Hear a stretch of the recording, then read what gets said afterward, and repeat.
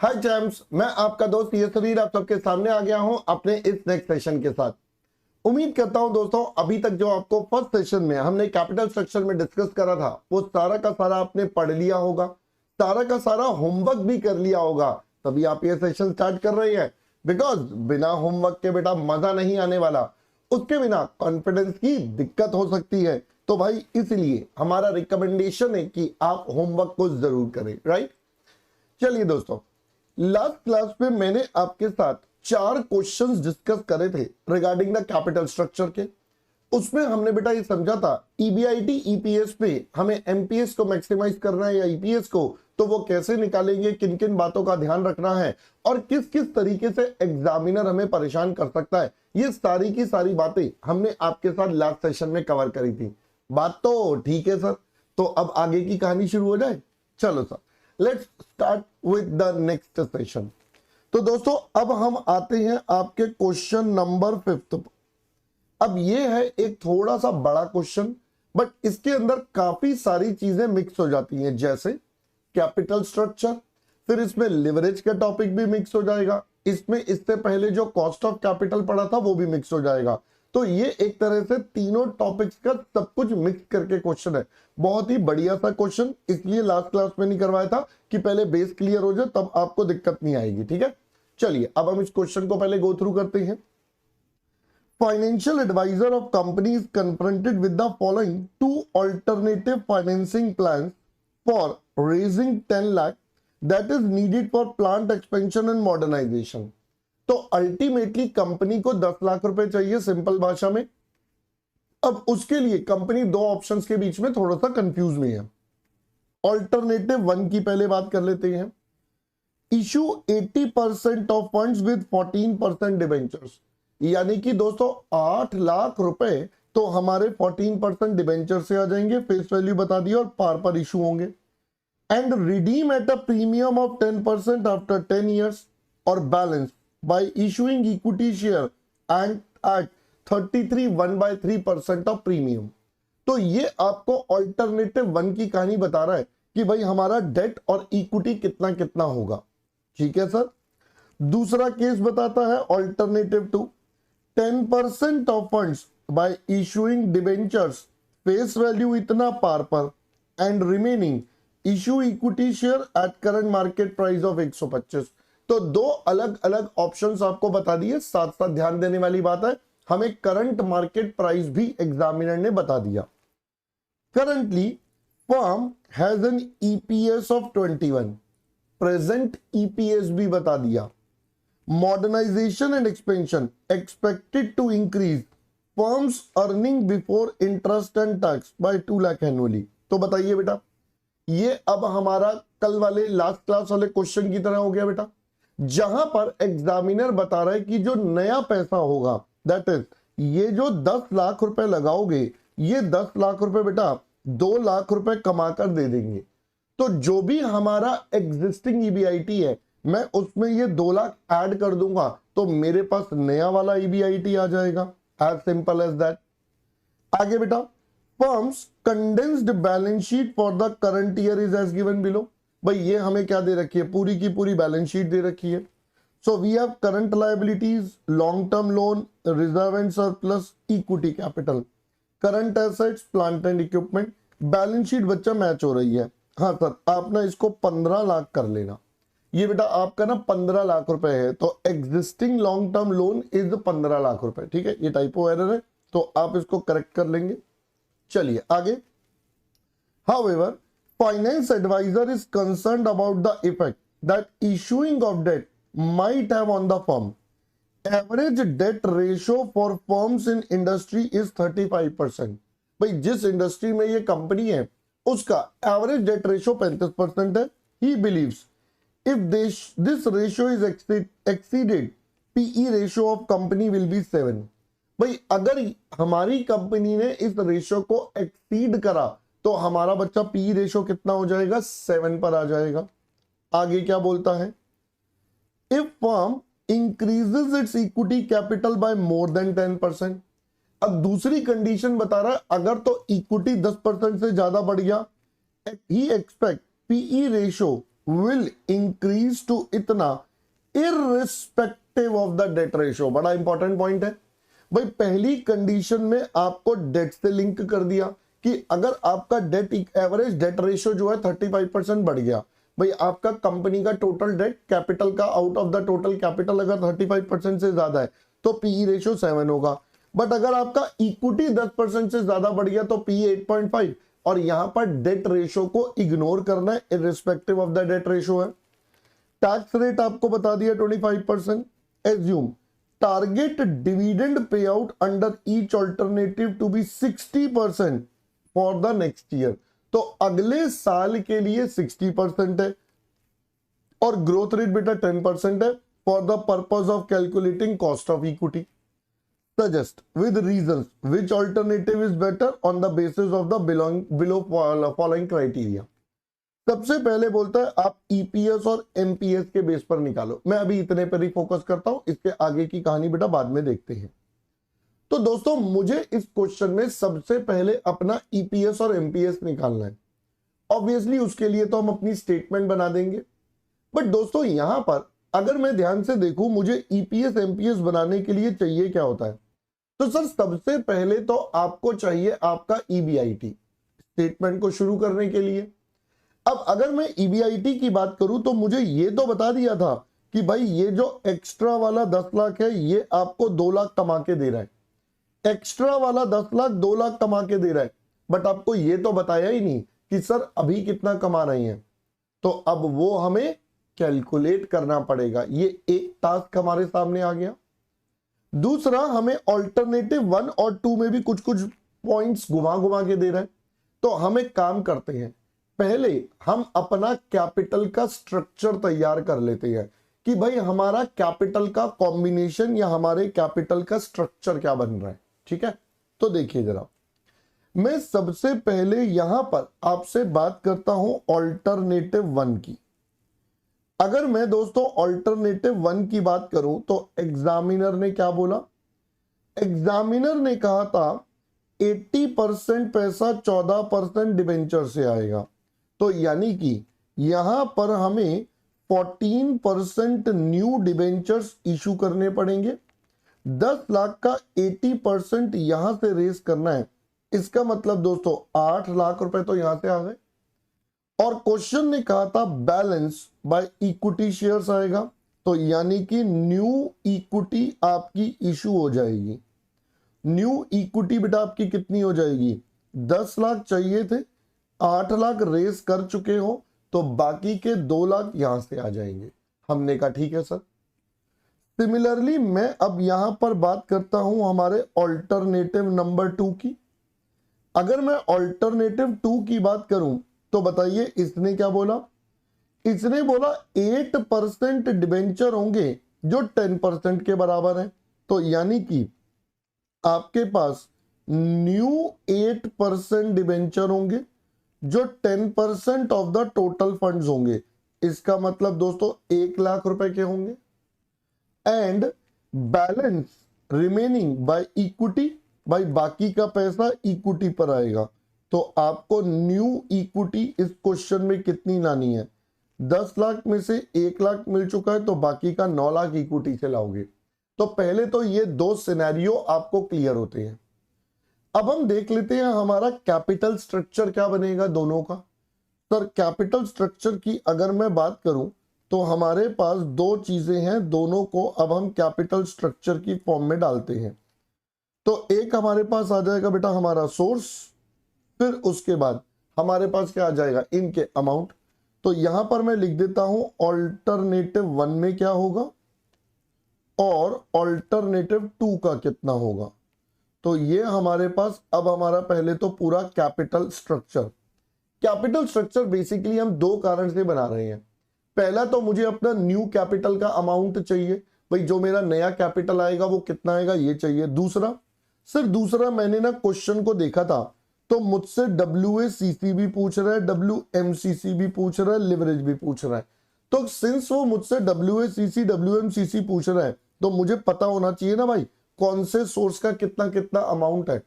तो अब हम सिंस उसको यहीं पर कर रहे हैं इसलिए मैं यहां पर इसको सिंप्लीफाई कर रहा हूं। चलिए पहले बैलेंस शीट पर चलते हैं।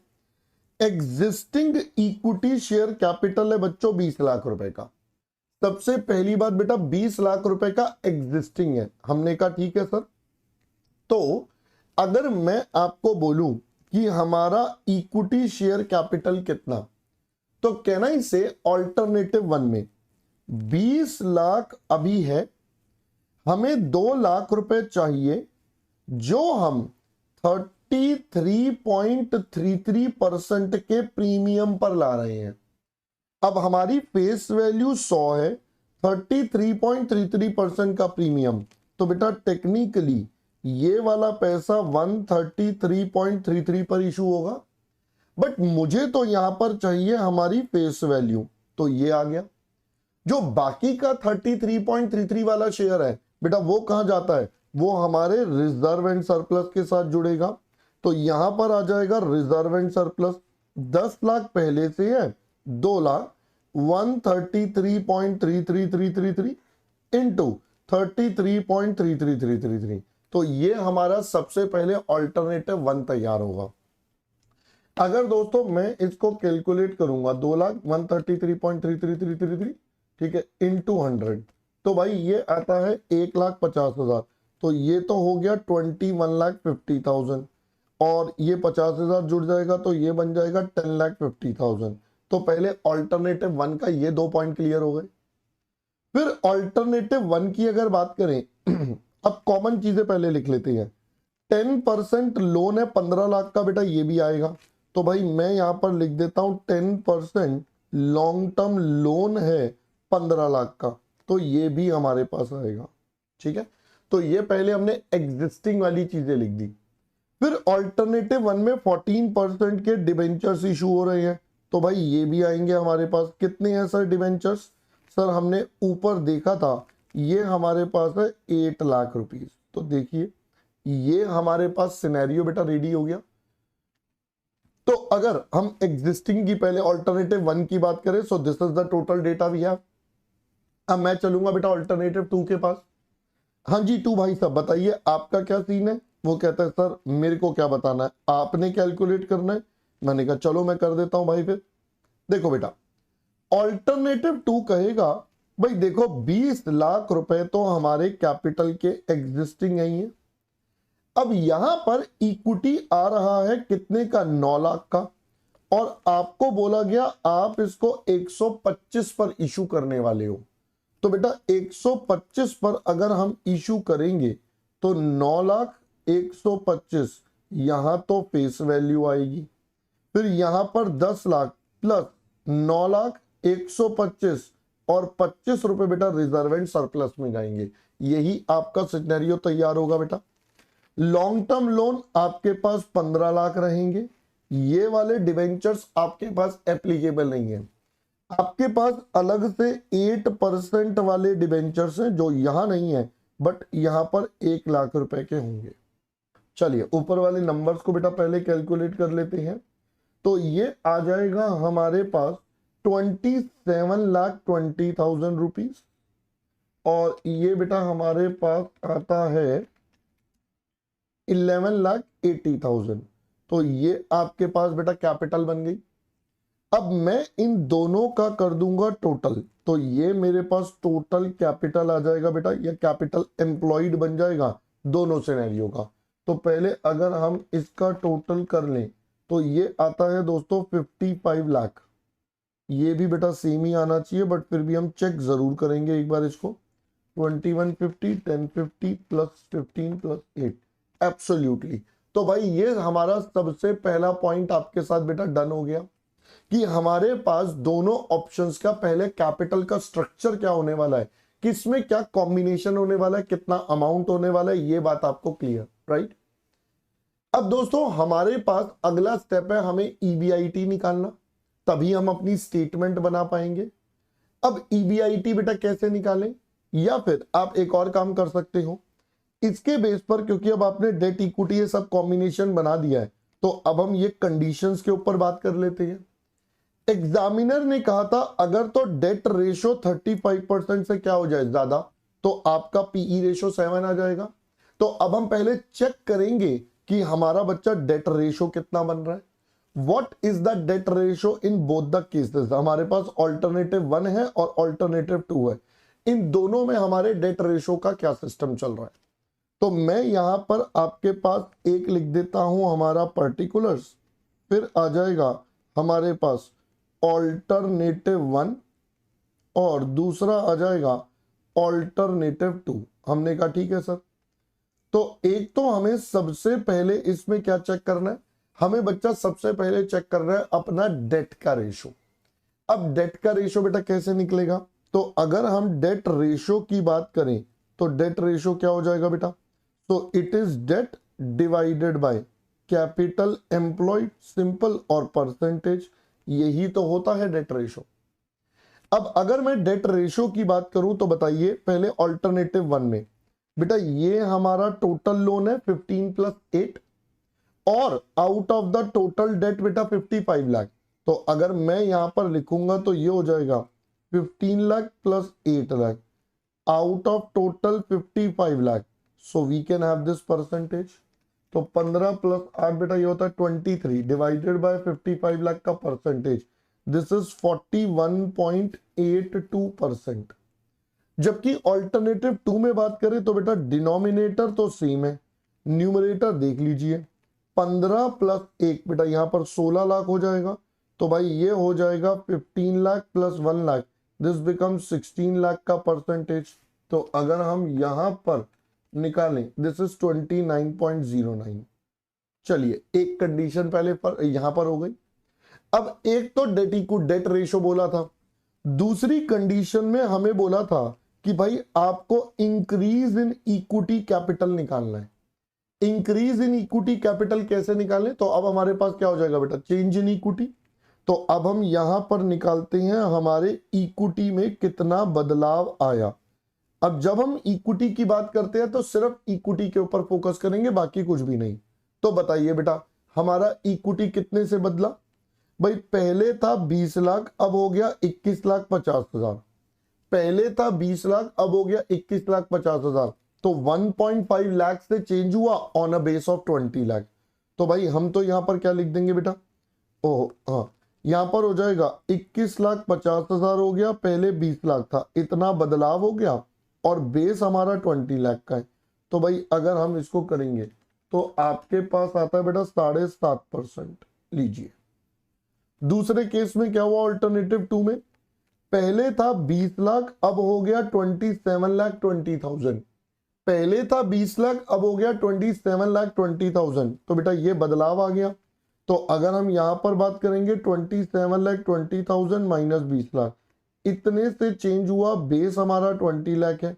तो परसेंटेज करेंगे तो बेटा कितना आता है, दिस इज 36% से इक्विटी में बदलाव आया। अब मुझे इक्विटी का चेंज भी पता है, मुझे बेटा डेट का चेंज भी पता है।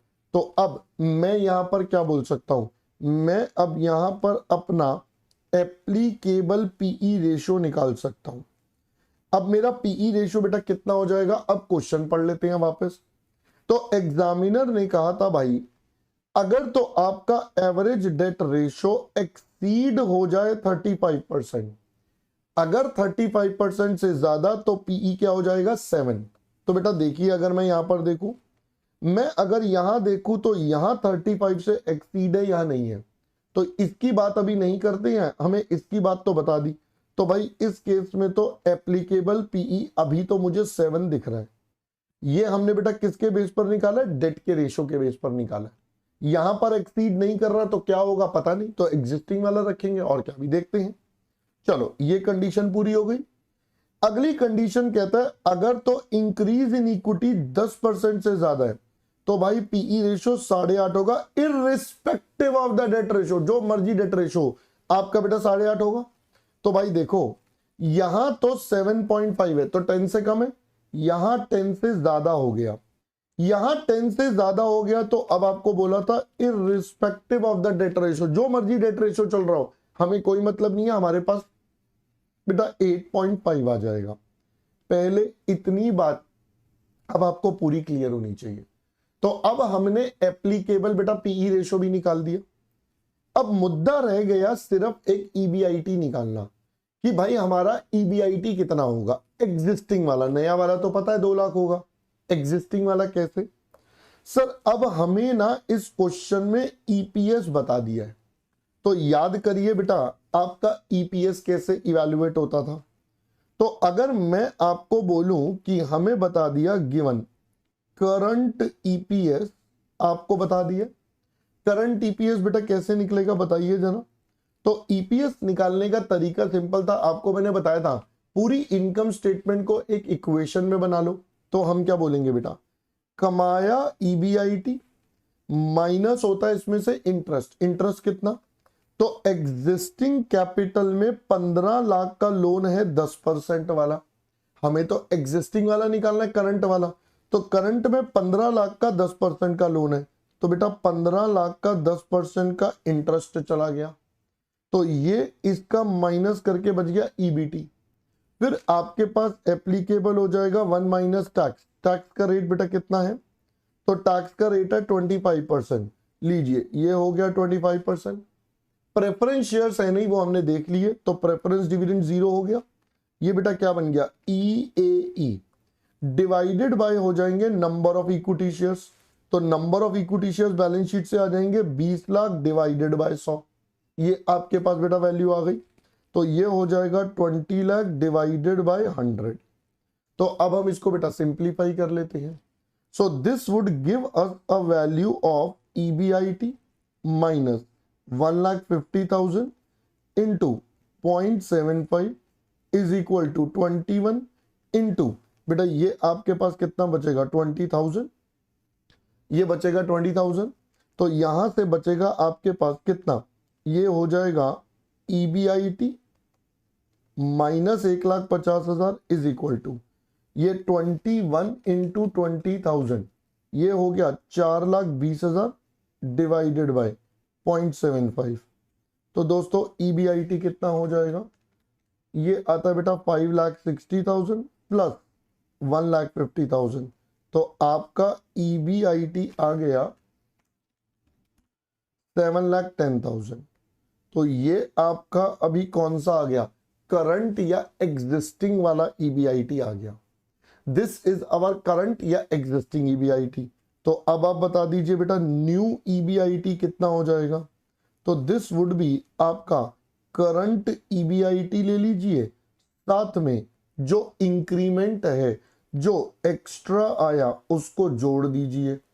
तो करंट ईबीआईटी है 7,10,000, इंक्रीमेंट हो रहा है 2 लाख से, तो 9,10,000 इज योर न्यू ईबीआईटी जो आपको यहां पर कंसीडर करके चलना है। This is your new EBIT बेटा जो आपको यहां पर कंसीडर करके चलना है। पहले दोस्तों इतनी बात आपको समझ में आ गई। अब देखिए हमने सारी कैलकुलेशंस आपके साथ कर ली हैं, तो अब हम फाइनली तैयार हैं अपने मेन आंसर की तरफ। तो ये क्या था सर बेटा, ये सारा वर्किंग नोट था, ये हमने मेन आंसर के लिए बेसिक्स बनाए हैं। ए पार्ट में पूछा था आपसे ईपीएस एमपीएस और बी पार्ट में फाइनेंशियल लिवरेज, तो इनको हम कंबाइंड ही कर देते हैं। तो हम यहां पर ए एंड बी दोनों पार्ट बेटा एक साथ कर देंगे। तो यहां पर क्या बन जाएगा, statement of EPS MPS and financial leverage.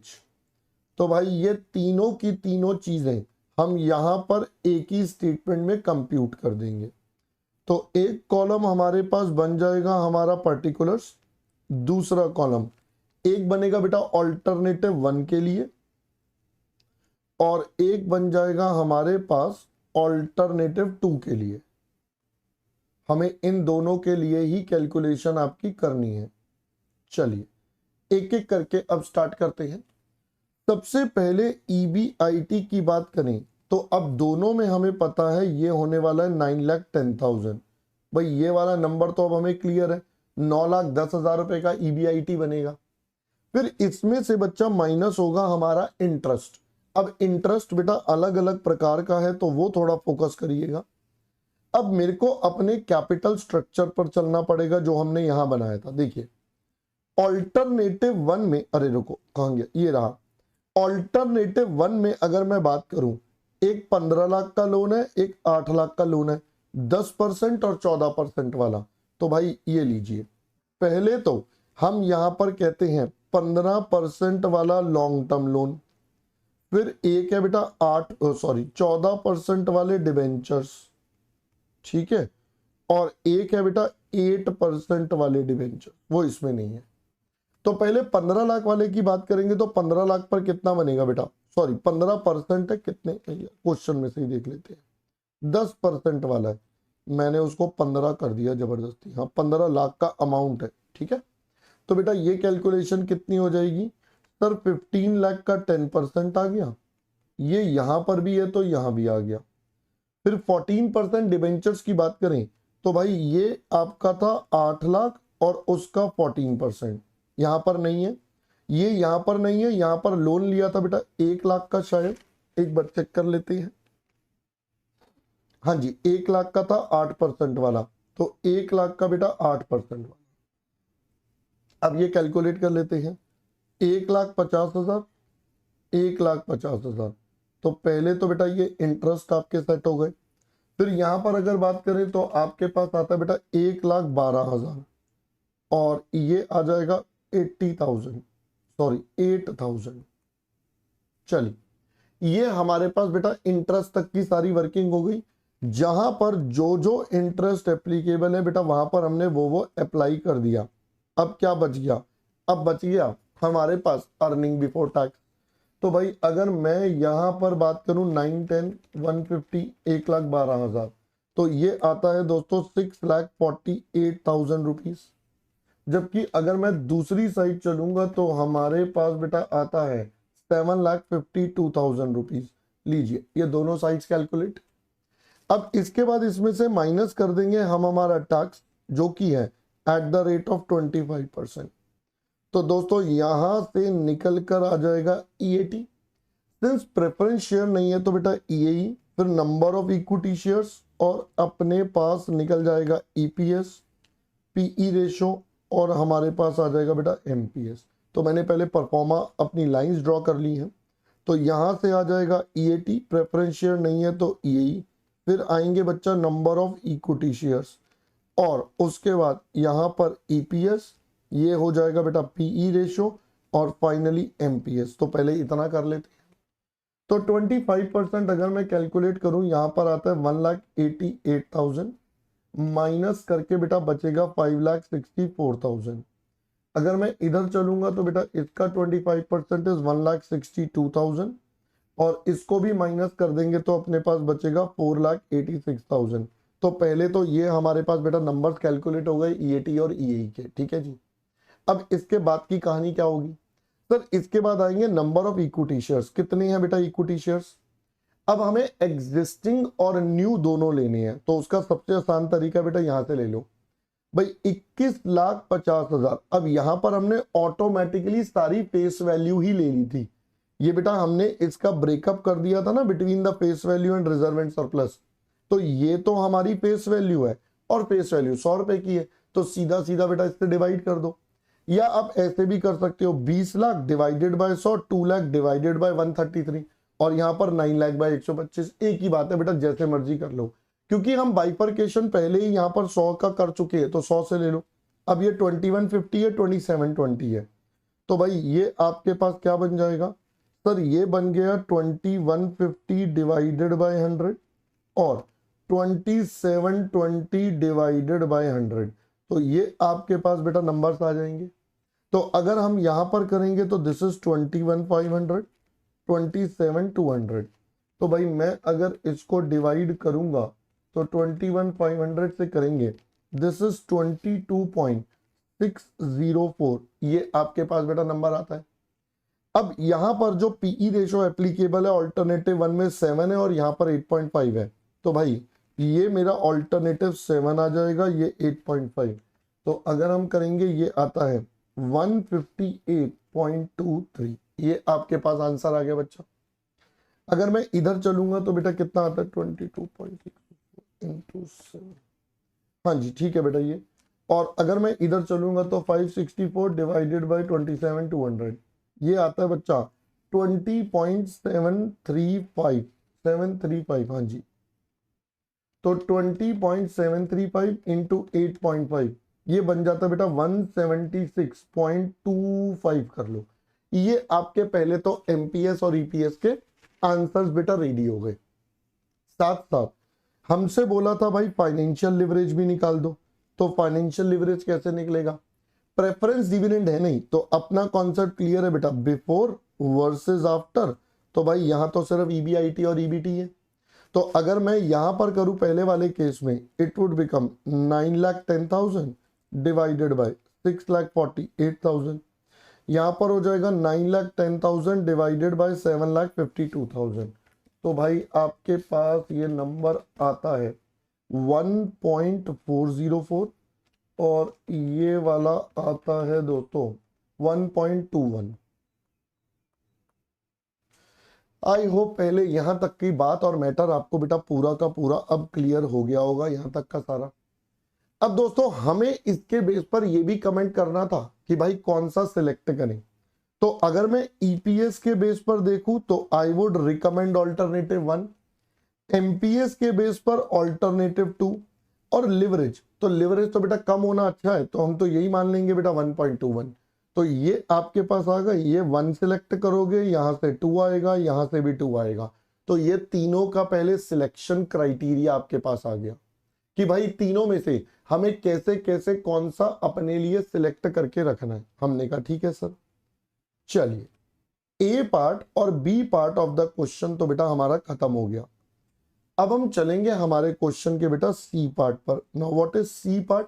Let's understand our C part. C part में कहता है क्या? कहां गया बेटा हमारा सी पार्ट? आपको कहता है WACC और WMCC करिए और बुक वैल्यू वेट सी यूज कर लेना। मैंने कहा ठीक है। अब दोस्तों WACC और WMCC निकालने के लिए मुझे क्या करना पड़ेगा? मुझे पहले इंडिविजुअल कॉस्ट निकालनी पड़ेगी। तो इंडिविजुअल कॉस्ट की अगर बात करूं तो मेरे पास क्या क्या है? मेरे पास सर इक्विटी है, रिजर्व एंड सरप्लस है, लोन है, डिबेंचर्स है। तो मुझे इन पांचों की पहले बेटा कॉस्ट निकालनी पड़ेगी, राइट। तो पहले हम स्टार्ट करते हैं बेटा हमारे कॉस्ट ऑफ इक्विटी से। तो अगर मैं सबसे पहले आपके साथ बात करूं कॉस्ट ऑफ इक्विटी, तो कॉस्ट ऑफ इक्विटी क्या होता है सर? वो निकलेगा हमारे कौन से वाले तरीके से, जल्दी से बता दीजिए बेटा। हमारे पास वो निकलेगा हमारे KE D1 by P0 plus G, right. अब दोस्तों एक प्रॉब्लम है, ऑल्टरनेटिव 1 में उसका प्राइस अलग था, ऑल्टरनेटिव 2 में प्राइस अलग था, तो दोनों में डिफरेंट डिफरेंट प्राइसेस हैं, राइट। तो हमें बेटा दोनों के लिए क्या करना पड़ेगा? अलग अलग कैलकुलेट करना पड़ेगा, राइट। तो पहले हम दोस्तों अलग अलग दोनों के लिए कैलकुलेट करते हैं, फिर बाद में सबको कंबाइन या कंसोलिडेट करने की कोशिश करेंगे, ठीक है। तो देखिए बेटा, तो मैं यहां पर सबसे पहले बोलता हूं कॉस्ट ऑफ इक्विटी। अब ये कॉस्ट ऑफ इक्विटी हम सबसे पहले किसके लिए लेंगे बेटा? हम लेंगे दोस्तों ऑल्टरनेटिव 1 के लिए। तो अगर मैं ऑल्टरनेटिव 1 के लिए देखूं, कॉस्ट ऑफ इक्विटी के लिए बेटा दिया था target dividend pay out under each alternative is 60% for the next year. आपको बोला भाई देखो आपको ना ये डिविडेंड पे आउट रेशो दे रखी है। पहले ना अंग्रेजी ध्यान से पढ़ेंगे क्योंकि इसमें ना बहुत बच्चे जबरदस्ती अल्टीमेटली कंफ्यूज होते हैं। आपको बोला भैया जो पे आउट रेशो है वो सिर्फ 60% है अगले साल का। तो क्या ये इसका मतलब है ये D1 है? Answer is no. बेटा D1 तब होता है जब आपको नेक्स्ट ईयर का डिविडेंड गिवन हो। ये तो आपको सिर्फ पे आउट रेशो गिवन है, ये तो आपको सिर्फ पे आउट रेशो गिवन है 60% की। तो भाई अब ये अप्लाई किस पर होगी वो मैटर है।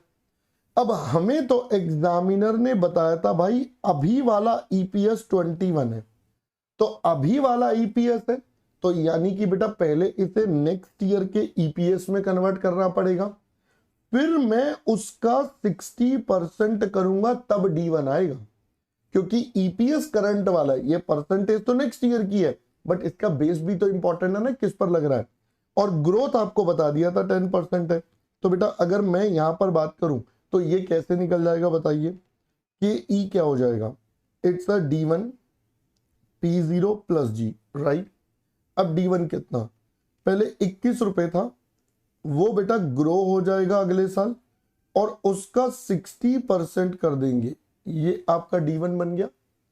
आपका बेटा 21 रुपए था, 10% ग्रो होगा, EPS 1 आ गया नेक्स्ट ईयर का, और उस पर 60% का ग्रोथ, ये बन गया D1 divided by P0। Sir यहां पर प्राइस था 133.33 और plus growth 0.10, so this becomes your value. अगर दोस्तों मैं यहां से निकालूं तो 21 plus 10% into 0.6 divided by 133.333 plus 0.1, तो बेटा ये आता है 20.39 या 40, बेटा कुछ भी कर लीजिए, क्योंकि 395 आ रहा है तो हम इसे 40 कर लेते हैं। So this becomes 20.40%। तो पहले आपका कॉस्ट ऑफ इक्विटी बेटा रेडी हो गया ऑल्टरनेटिव 1 का, ठीक है। चलो आगे बात करते हैं। अब मैं यहीं पर बात करूं cost of reserve and surplus, और वो भी हमारे ऑल्टरनेटिव 1 का। तो भैया बताइए, भाई आपका सिंपल सा रूल था बेटा, दोनों में सेम आंसर आएगा प्रोवाइडेड आपका फ्लोटेशन कॉस्ट ना हो। तो इस क्वेश्चन में फ्लोटेशन के बारे में कुछ बोला नहीं है, तो बेटा ये कॉस्ट ऑफ इक्विटी के बराबर होगा, यानी कि 20.40% के बराबर होगा, काम खत्म। तो पहला वाला तरीका क्लियर हो गया। फिर सिमिलरली बच्चा हम बात करेंगे कॉस्ट ऑफ इक्विटी, अब करेंगे हम ऑल्टरनेटिव 2 में। अगर मैं ऑल्टरनेटिव 2 की बात करूंगा तो बेटा कॉन्सेप्ट तो इसका भी यही है, बस सिर्फ एक डिफरेंस आएगा, बाकी सब चीजें बेटा सेम रहेंगी। सर यहां पर आकर अब आपका प्राइस बदल गया, यहां पर अब आपका प्राइस हो गया है 125 रुपए। तो अगर मैं इसको यहां पर जोड़ूं तो बेटा आपके पास आ जाता है 21.09%। तो ये बन गया बेटा 21.09%। अब यहीं से अगर हम देखें तो हमारे पास रिजर्व एंड सरप्लस भी आ जाएगा, और वो भी ऑल्टरनेटिव 2 का, वो बराबर हो जाएगा कॉस्ट ऑफ इक्विटी 21.09%। तो पहले तो KE और KR का फंडा बेटा दोनों में से क्लियर, राइट। चलो अब बाकी कॉस्ट निकालते हैं। अब बाकी तो डेट वाले कॉस्ट है। डेट वाले में बेटा एक सबसे पहले क्या है हमारे पास, सर डेट वाले में एक है 10% लोन। अब इसके बारे में तो कोई इंफॉर्मेशन नहीं दिया, रिडेम्पशन का फलाना ढिमका, तो बेटा इसको तो सीधा सीधा निकाल लेंगे। सर सीधा सीधा बोले तो बताता हूं, तो भाई हम यहां पर निकालेंगे cost of 10% long term loan, ये बेटा कितना हो जाएगा। तो भाई रिडेम्पशन के बारे में बोला नहीं तो हम तो इरिडीमेबल मान लेंगे, सिंपल। आई कितना है, तो भाई 10 लाख का लोन है, उस 15 लाख का लोन है, और उस पे 10% का इंटरेस्ट है, टैक्स का रेट है 0.25 डिवाइडेड बाय आपका 15 लाख। तो जब आप करोगे ये निकल जाएगा बेटा 7.5% आपका। फिर उसके बाद हमारे पास अगला है कॉस्ट ऑफ, अगला बेटा कौन सा है, पहले 14% डिबेंचर 8 लाख के। अब देखिए बेटा इसके बारे में क्या था, कॉस्ट ऑफ 14% डिबेंचर्स। अब इसके बारे में ना दोस्तों हमें क्वेश्चन में सब कुछ गिवन था। यहां देखिए बेटा, यहां बोला था ये 14% डिबेंचर है, फेस वैल्यू 100 है, पार पर इशू करे, बट रिडीम होंगे प्रीमियम ऑफ 10 पर 10 साल बाद। तो भाई यहां पर तो हमारा कौन सा कॉन्सेप्ट लग गया बेटा, रिडीमेबल वाला। तो रिडीमेबल वाला क्या लगता था, I1 - T वापस RV, आज P0 इतने ईयर्स में चार्ज करना है, whole divided by opening closing by 2, that becomes the value. तो अगर मैं इसके अंदर वैल्यूएशन बेटा पुट करूं तो इंटरेस्ट कितना हो जाएगा, सबसे पहले तो सबसे पहले बेटा 14% का इंटरेस्ट है 100 रुपए पर, तो भाई 100 रुपए का 14%, फिर उस पर 1 - 0.25 वापिस करने हैं बेटा 110। आज कितने मिल रहे हैं, आज पार पर इशू हो रहा है तो यानी कि 100 मिल रहे हैं, ये 10 ईयर्स में amortise, opening plus closing divided by 2, so this will give us your answer. ये हमारे पास नेट आंसर आ जाएगा। तो बेटा मैं इसको सॉल्व कर देता हूँ, 100 इंटू 14%, देखो 110/2, तो नीचे तो 105 आ गया, 100 का 14% इंटू 0.75, ये हो गया बेटा 110 माइनस 100/10, ये भी जुड़ गया, डिवाइडेड बाय 105 और percentage, so this comes at 10.95%। ठीक है बेटा, मैंने शॉर्ट में अपने आप कैलकुलेटर पे कर दिया, आप पूरा करना चाहते हो तो आप पूरा कर लेना, बट आपका आंसर विल रिमेन सेम, यही आंसर मैच हो जाएगा। ठीक है बच्चा, चलो अब इसके बाद सर, इसके बाद बारी आएगी हमारे कॉस्ट ऑफ, नेक्स्ट कौन सा सोर्स था, एक कॉस्ट ऑफ 8%। अब ये तो इरिडीमेबल डिबेंचर है तो इसमें दिमाग ही नहीं लगाना। कॉस्ट ऑफ 8% डिबेंचर्स, तो ये भी बेटा सिंपल हो जाएंगे, I1 minus T by P0। तो आई कितना है सर, 100 रुपए का है, 8% है, इस पे टैक्स का इम्पैक्ट ले लो और डिवाइडेड बाय बेटा 100 रुपए, काम खत्म। तो अगर हम ये करेंगे तो आपके पास आता है बेटा 6%। अब देखिए हमारे पास जितने अलग अलग सोर्सेज हैं उन सब के अमाउंट्स हमने ले लिए। अब हमें इसके बेस पर क्या करना है, weighted average cost of capital और weighted marginal cost of capital निकालना है। तो भाई मैं सबसे पहले अपने weighted average cost of capital पर चलता हूं। उसके लिए हम यहां पर प्रिपेयर कर देते हैं स्टेटमेंट ऑफ WACC, राइट। अब क्योंकि दो अल्टरनेटिव में काम करना है तो बेटा दोनों में कर लेंगे।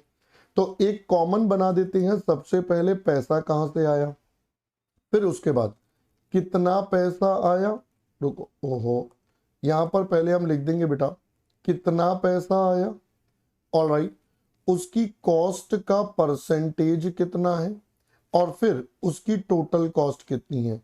ये हमारे पास बन जाएगा ऑल्टरनेटिव 1, ठीक है जी। फिर हमारे पास आएगा ऑल्टरनेटिव 2।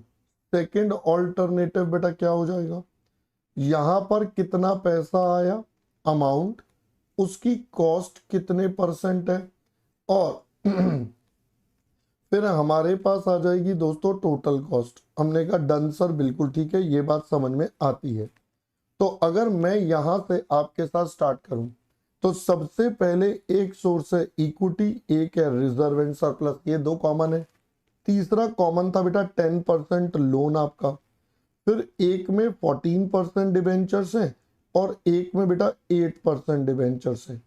तो देखो सिनेरियो तो यही बनेगा कि आपके पास ये सारे नंबर्स हैं, राइट। सिनेरियो बेटा यही बनेगा कि आपके पास ये सारे नंबर्स हैं। अब इनके बेस पर हमें दोनों का बेटा क्या निकालना पड़ेगा, कॉस्ट ऑफ कैपिटल, ठीक है।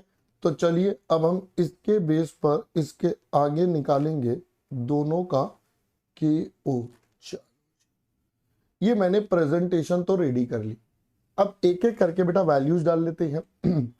देखिए ये कैपिटल स्ट्रक्चर हम पहले ही बना चुके हैं तो सीधा ऊपर वाले पार्ट से ही ले लेंगे। कहां कहां पर थे, ये रहे बेटा हमारे कैपिटल 2150, 1050, 15, 8, 2150, 1050, 15, 8। तो बेटा ये हो जाएगा हमारे पास 2150, 1050, 15 लाख, ये था बेटा 8 लाख 0। तो टोटल बनेगा 55 लाख। और यहां पर अगर बात करें बेटा दूसरे ऑप्शन में, ये 15 लाख रहेगा, ये 0 रहेगा, ये 1 लाख है। इक्विटी और डेट और इक्विटी रिजर्व एंड सरप्लस 2720, 1180। तो बेटा ये हमारे पास आता है 2720 और 1180। टोटल इसका भी 55 लाख। हमने कहा डन। अब दोस्तों कॉस्ट की बात कर लेते हैं जो हमने लास्ट पर निकाली थी। तो ऑल्टरनेटिव 1 में ये है 20.4, दोनों के दोनों। तो भाई ऑल्टरनेटिव 1 में 20.40%, 20.40, और ऑल्टरनेटिव 2 में है 21.09। तो यहां पर हो जाएगा इट्स 21.09, 21.09%। फिर अगर मैं लोन की बात करूंगा 10% वाले, वो है 7.5 का, 1095 और 6। तो भाई ये है 7.5%, 7.5%। ये है 1095 का और ये है बेटा 6% का। That's it. अब हम इनको बेटा सिंप्लीफाई कर लेते हैं, सॉल्व कर लेते हैं आपके साथ। तो भाई 2150 20.40%, तो ये आता है 4,38,600। 10,50,000 20.40%, ये आता है 2,14,200। फिर 15 लाख का 7.5%, 1,12,500।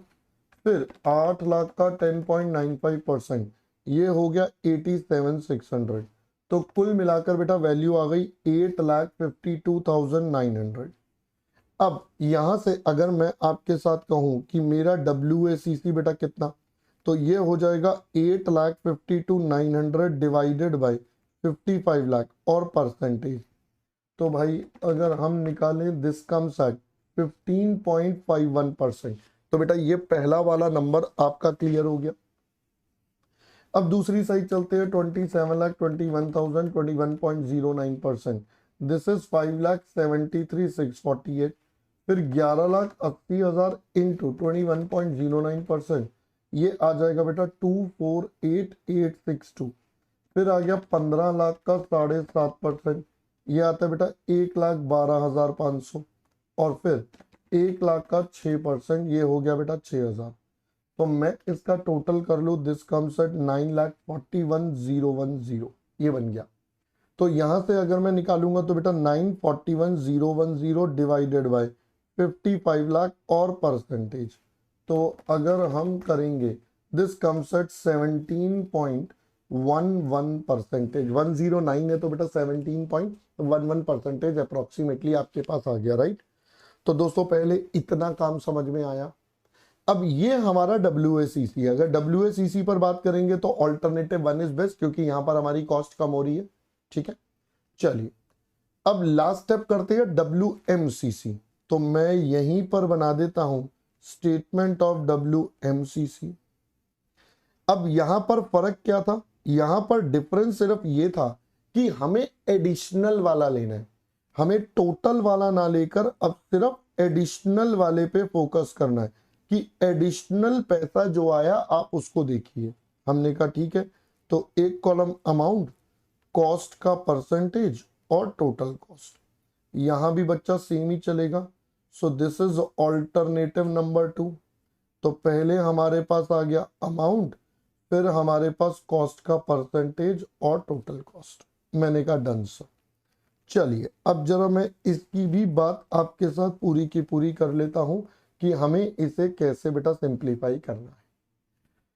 अब दोस्तों अगर हम इस टॉपिक पर चलें तो बताइए, सबसे पहले हमारे पास जो पैसा आया इक्विटी शेयर कैपिटल से आया, राइट सर। हमारे पास रिजर्व एंड सरप्लस, क्योंकि प्रीमियम पर इशू हुआ था। फिर एक केस में हमारे पास था 10% लोन, तो दोनों में कॉमन था। 14% डिबेंचर्स एक में नए आए थे, एक में बेटा 8% डिबेंचर्स आए। तो हमारे पास जो नया वाला पार्ट आया वो तो ये वाले आए। सो this is the additional one. अब इस एडिशनल के बेस पर अगर मैं सारी कैलकुलेशंस करूंगा तो मेरा आंसर बेटा रेडी हो जाएगा। तो ये सबसे पहले मेरे पास आ जाएंगे total. So this would be your total. फिर फाइनली बेटा हमारे पास क्या आ जाएगा, WMCC। फाइनली दोस्तों हम यहां से क्या निकाल लेंगे, हमारा इट विल बी WMCC। ठीक है, अब ये कैसे, तो मैंने कहा देखिए पहले तो अमाउंट्स देखते हैं। तो ऑल्टरनेटिव 1 पर चलें तो देखिए बेटा इधर हमने सब बना रखा है। यहां पर 150 एक्स्ट्रा आया, यहां पर 50,000 एक्स्ट्रा आया, 150, 50 और 8 लाख। तो टोटल पैसा तो बेटा 10 लाख ही रेस करा। तो अगर हम यहां पर आपके साथ बात करेंगे, ये आया 1,50,000, ये 50,000, ये 8 लाख और ये 0, तो पैसा आया 10 लाख। अगर कॉस्ट की बात करें तो बेटा ऊपर वाली टेबल से कॉपी कर लेते हैं, क्योंकि इनमें कोई बदलाव नहीं है। तो ये 20.40 है और ये 10.95% है, काम खत्म। इधर चलते हैं, इधर इक्विटी बेटा कितना आया, तो इधर इक्विटी हमारे पास एक्स्ट्रा आया 7,20,000। अब डिफरेंस ले लीजिए, 720 और 180 और 1 लाख, 720, 180 और 1 लाख। तो ये हो जाएगा बेटा 720, 180, ये बन गया 9 लाख, 1 लाख यहां से आ गया, टोटल 10 लाख आ गया। कॉस्ट ऊपर वाले पार्ट से ही कॉपी हो जाएंगी, 21.09%, 21.09 और ये 6%। तो लेट्स इवैल्यूएट दिस। तो 1,50,000 20.40%, ये आता है बेटा 30,600। 50,000 20.40, दिस इज 10,200। फिर 8 लाख 10.95%, दिस इज 87,600, ये 0।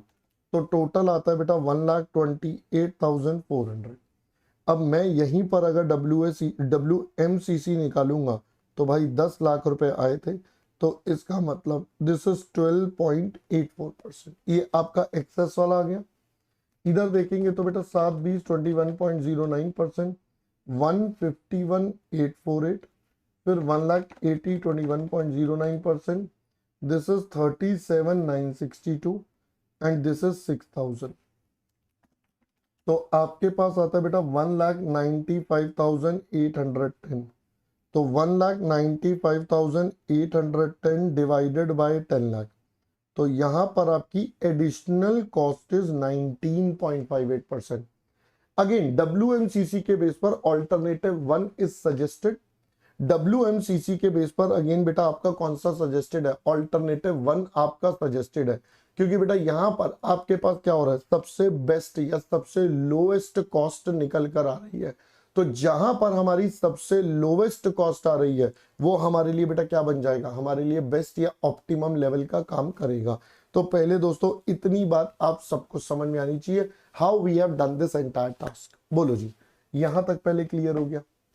अब ये क्वेश्चन तो कर लिया सर, ऑलमोस्ट आपने 50 मिनट्स लगा दिए, ऑलमोस्ट 50 मिनट्स का समय आपने लगा दिया सिर्फ एक क्वेश्चन करने में। तो अब बताइए क्या ये पेपर में आ गया तो हम क्या करेंगे? तो बेटा ध्यान से सुनना, ऐसे क्वेश्चन जनरली पेपर में नहीं आते, तो सर फिर कराया क्यों? बेटा इसलिए करवाया क्योंकि इसमें से कोई भी पॉइंट पेपर में आ सकता है।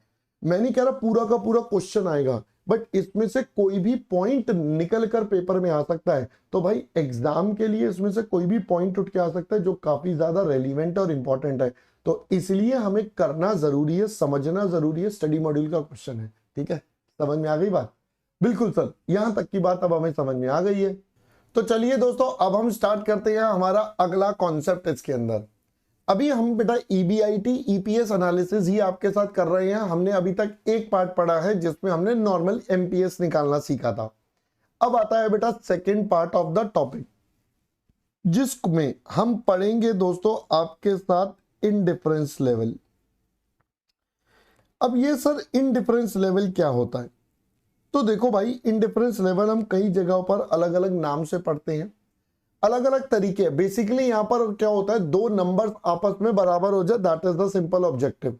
एक ऐसा क्वांटम निकाल लेंगे जहां पर दो वैल्यूज आपस में बराबर हो जाए। अब सर फाइनेंस में हम इसको कैसे पढ़ेंगे? तो बेटा देखिए, हम इसको पहले एक्सप्लेन करें तो इसका मतलब होता है it is the level of EBIT।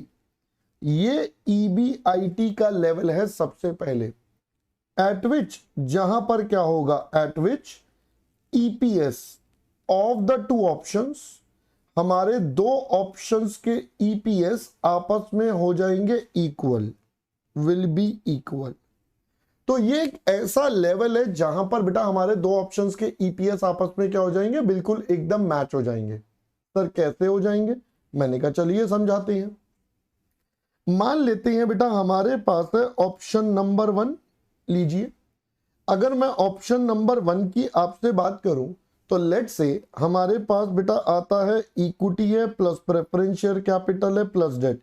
एक ऑप्शन बेटा हमारे पास ये है, और दूसरा हमारे पास ऑप्शन है, मान लेते हैं हमने पैसा रेज करा सिर्फ इक्विटी और डेट के कॉम्बिनेशन से। भाई दूसरे में प्रेफरेंस नहीं है।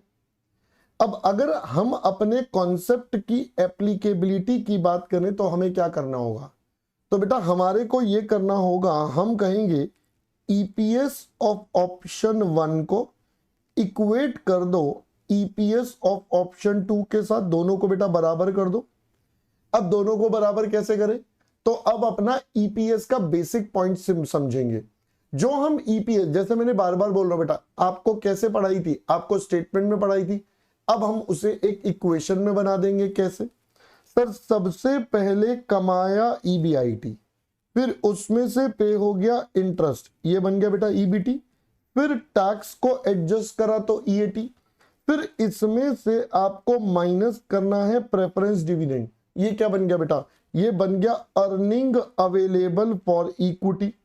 अब ये EAE को आप डिवाइड कर दोगे अपने नंबर ऑफ इक्विटी शेयर से, तो आपके पास बेटा क्या बन जाएगा? तो आपके पास बन जाएगा आपका ईपीएस। सिमिलरली बेटा दूसरी साइड चले, यहां पर सबसे पहले कमाया ईबीआईटी जो भी होगा नंबर, इंटरेस्ट फिर टैक्स। अब प्रेफरेंस डिविडेंड है नहीं तो ईएटी बन गया ये ही, आप इसको नंबर ऑफ इक्विटी शेयर से डिवाइड कर लो।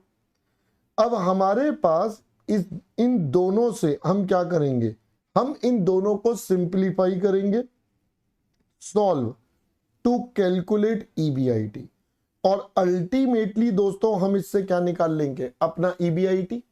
और यही तो मेरा इंडिफरेंस लेवल है सर, ये एक ऐसा लेवल है जहां पर आपका दो ऑप्शंस का, पहली बात लेवल किस चीज का, ईबीआईटी का, जहां पर दो ऑप्शंस का ईपीएस आपस में क्या हो जाएगा, इक्वल हो जाएगा। So that becomes your indifference level. तो देखो अगर मैं लॉजिकली बात करूं, ये कॉन्सेप्ट बहुत ही सिंपल है, जैसा कि आपको दिख भी रहा है। हाँ सर ये तो बहुत ही टुच्चा सा कॉन्सेप्ट लग रहा है, मैंने कहा बेटा है भी टुच्चा सा, बस इसमें एक पॉइंट पे दिक्कत आती है, बच्चा कई बार इसको इंटरप्रेट नहीं कर पाता।